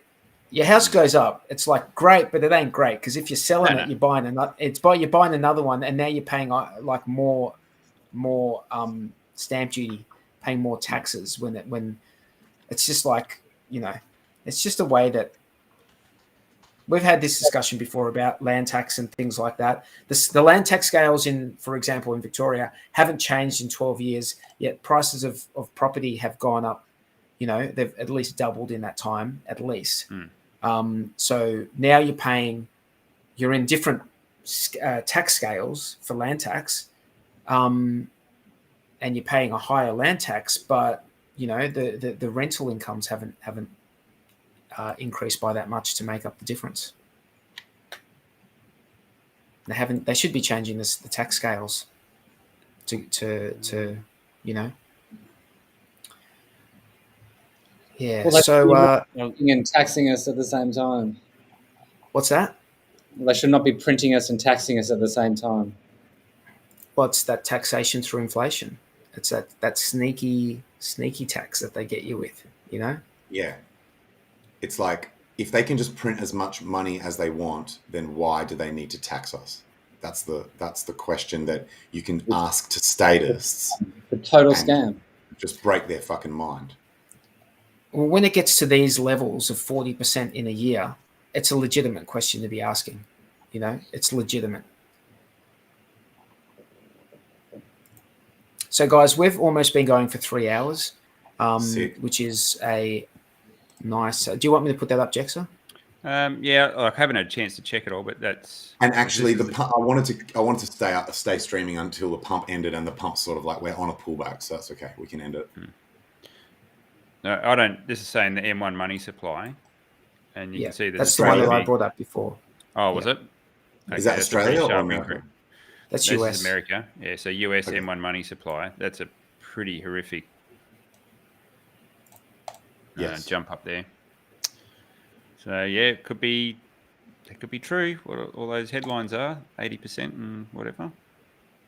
It's pretty crazy shit. Damn. M1 is not the only money supply. There's No. There's M2 and I don't even know what they are, to be honest with you, off the top of my head, what they refer to. So we've been going for almost 3 hours. Does anyone want to? You have the floor before we finish up. I would love to have more followers on Getter, just for fun. So if anyone wants to follow me on there, that'd be sick. Everyone shill your shit. Tangent, I'm Hex_Tangent on YouTube. I do charts and jokes and swearing. That's my thing. And Tangent's only one on Twitter. And that's about it. And in fact, if you go to any of my YouTube videos, all my social links are under each video. Jexxa. Just on YouTube, Jexxa HexSafe. You'll pop that into YouTube and search. You'll find me. And Jexxa on Twitter as well. I think it's J_Jexxa or something like that. Just search, you'll find me. Bluey. Yeah, I think if you just search Bloobum on Twitter or Getter, you'll find me. Bloobum is the man. On Twitter. Yeah. So, guys, the biggest airdrop in the history of crypto is happening in the coming at some stage in the coming months. Yeah. Anything, any ERC20 that you hold is going to have a copy available to you with the use of those very same private keys that you have on the Ethereum network, and they'll be available to you on the PulseChain network. So, you can find out more about that at Pulse Telegram group, which is t.me/PulseChain.com. We are the Hex Late Show. We stream every Tuesday evening in Australia at 9:30 Australian Eastern Standard Time. Our captain is uNrekt Pyrate. He's not here tonight. To find out more information about Hex, go to hex.com. And if you want to get into the nitty-gritty of why Hex is probably the best crypto that's ever been created, I think it is. And I think these guys here agree with me. You can go to hex.com/techspecs and find out some more information. A big shout out to Trevor. You're the man, the original, and the best. Most wins on the board for sure. At the moment, guys, we are in the PulseChain Sacrifice.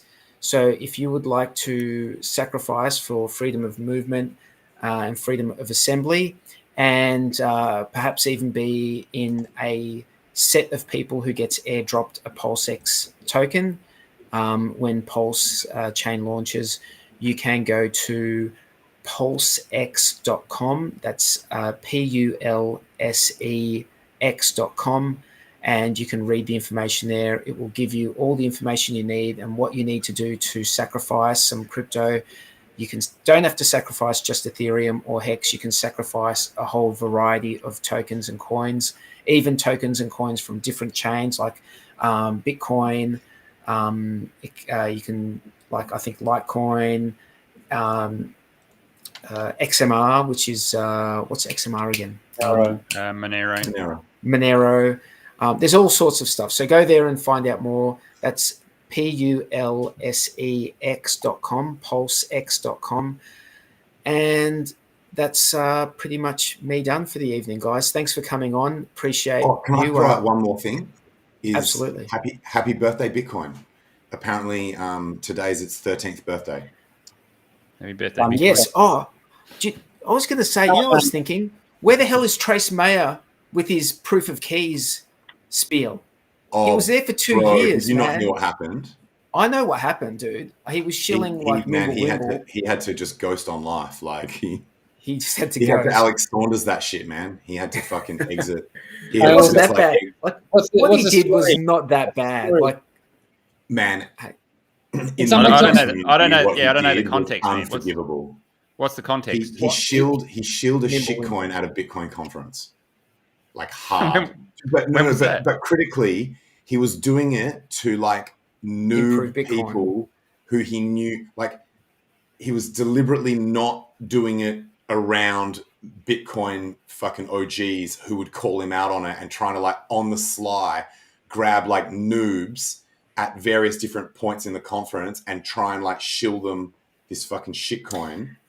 And once someone asked someone asked Giacomo Zucco, who Richard has had an interview with him, basically like, hey, what do you think about this coin that Mayer is shilling?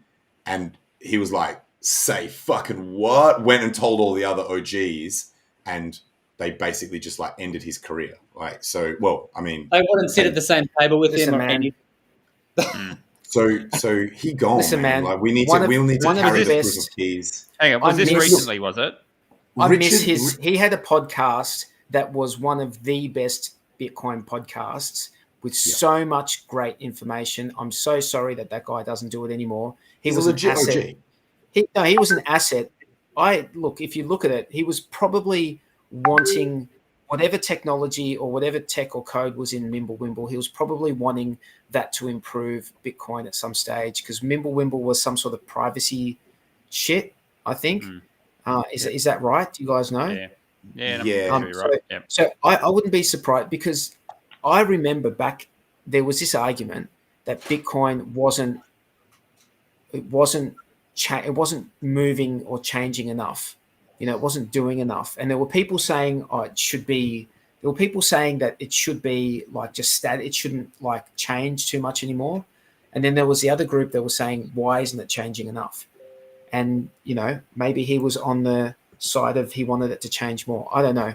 All I know is that I heard a lot more good shit out of his mouth than I did from Giacomo Zucco. And I know Giacomo Zucco is a smart dude, but I heard a lot more good stuff out of Trace Mayer. So I think that the Bitcoin people probably treated him a bit harshly. That's just my opinion. They are harsh, as in you can have a lifetime reputation that you could wreck in one sentence in that community, you know? But that's a good lesson to learn, that you can destroy your reputation in an instant, you know? I'm getting trolled by iBaseline here.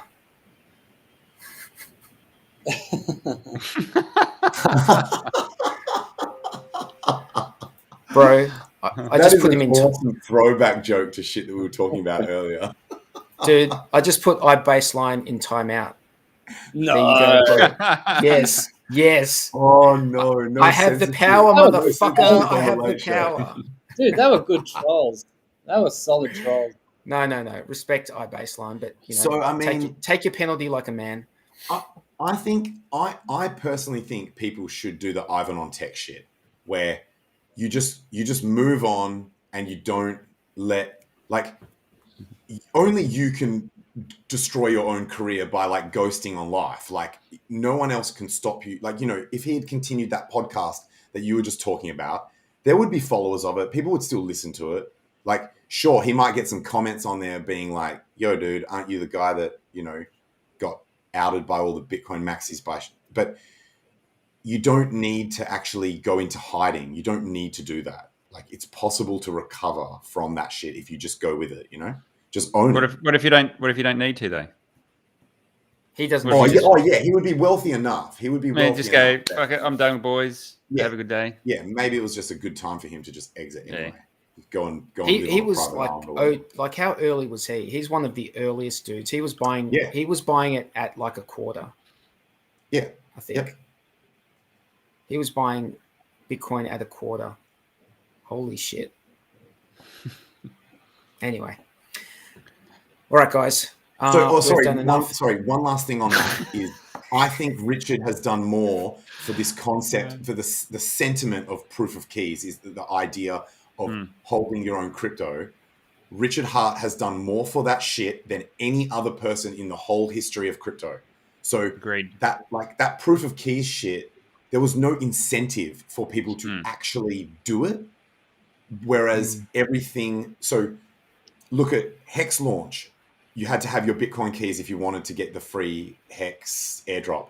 PulseChain, you have to have your own keys if you want your ERCs to be mirrored. Both of those are actually going to make huge waves in how many people are going to take control of their own crypto. Hedron, you can only print it if you have Hex shares. That's the next evolution. I'm telling you guys. By the way, Hedron, check it out on the Telegram chat. Go and ask questions. Go put eyeballs on it. It's free tokens for hexagons. And it is, when people understand it, how price positive it is for Hex, it's going to blow your mind. I think 2022 is going to be a big year for anyone in the Pulse Hex ecosystem. Yeah, dog. I know what's going on in the background, and the amount of feedback loops that are going to be in place for everything we own is insane. It is insane. Yeah. Yes. Get a piece of all of them. What better set of people to airdrop stuff to, hey? Next people who believe in freedom, people who believe in freedom of movement, freedom of speech, freedom of assembly. What a better... There's no better set of people out there, people who donate to longevity research. What better set of people is there to airdrop your new project's tokens to? There is no better. If you want the ultimate DeFi portfolio, Hex, obviously you get your 2 copies. You got your Pulse coin, PulseChain, so you own part of the DEX, so where all the trading is going to happen. Liquid loans, you own part of a loan protocol, Hedron, part of the Hex loan, what's going to be a Hex loan protocol. Liquid loans is the Pulse loan protocol. You've got all of those and all the feedback loops that go on between them. That's game over as far as I'm concerned. Like that's all the pieces of the puzzle. Jexxa, in your opinion, we kept pumping to 25.8. We just pumped to. Is there? Oh yeah, nice. Is there enough meat on the bone, to use a term that Richard said previously when he was talking about the game theory or the parameters for the Hex launch, I think it was, for people who are not already deeply involved in the community? So someone that's new and is only just coming in on PulseX, or someone that's completely new and comes into all of this post everything set up. Like, so imagine, say, 6 months from now, everything's already set up and that sort of thing. Are some of these feedback loops going to be able to benefit people that are new to the community enough to not look like it's just like enriching OGs and people that are already deeply ingrained within? That's the beauty of the feedback loops. All you got to do is grab a small piece of each and you'll be a part of that ecosystem. They're all going to feed off each other. They're going to push the price up. Once the price is pushed up, then you take loans. Your hexes, if there's sorry, okay. I think that's good. That's what I wanted to hear. No, the thing I think is going to happen is there is not going to be enough supply that can be brought of Pulse. Okay, so there's going to be that much demand to buy Pulse off the back of lending and doing the haunted strategy that there will be not enough Pulse that you can actually buy. You won't be able to get it. So what do you do then? Okay, well, you put it back into Hex or something else. You're just going to keep folding this back in on itself. You're going to create. You've got all these money printers going. You're going to have to do something with that capital. Richard's talked about this. He's got a problem now where he's got a capital allocation problem. So you keep building this shit. They keep feeding in on each other. What do you do with it? You just got to keep plowing it back in. You only need so much money to live. It's crazy. I've been listening to a few people in the Hedron chat coming to the realization of how much this could be worth, and it's it's already like Hex. Then that's enough. Then you get double it. Then we get all of these other things added on top, and it is kind of mind blowing. People have been what we do with this money, we're going to have a lot to do things in the world. It's pretty crazy. Yeah, I just can't wait for PulseChain to actually launch. It's going to blow the lid off it. Yeah, I mean, that's it. This is all in the future. I am frothing, man. I am frothing for PulseChain to exist. It is. I mean, I turned my mind. I've just tried to stop thinking about how crazy it's going to be because otherwise it's just too painful. The fact that it's not launched yet. You know what I mean? I'm trying to not think about it, but I'm just absolutely foaming at the same time. Yep. Yeah, I know what's going on in the background. There's plenty and happening. The last question. When yacht in the Mediterranean? When yacht in the Mediterranean? I want to know when the party is on the yacht in the Mediterranean. Yacht. On the super yacht. I want to know. That's what I'm waiting for. Is it going to have to be when's that going to happen? Let's do it, man. You don't need an exemption to leave Australia if you have a naval crew. Yeah, that's it. We can start the Hex crew. All right. And on that note, guys, if OG sailing skills are anything like his HTML, we'll be we'll be fine. I'm down, but the boat's going to have to be gold, right? It's going to have to be a gold-plated yacht, a golden yacht. The golden yacht. We're going to need John. You guys remember that interview, right? That thing where that was hectic. The whale something. The whale pod or what were they? Yeah, there was freaking. Oh yeah, can't remember what they're called now. Whale group or whatever. Yeah. So I think the guy was called Pinocchio. Yeah, pretty sure he was called. That's what we're going with.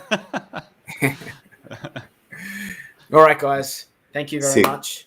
Perfect. We've been going for 3 hours and 14 minutes. We'll catch you guys next week. Nice.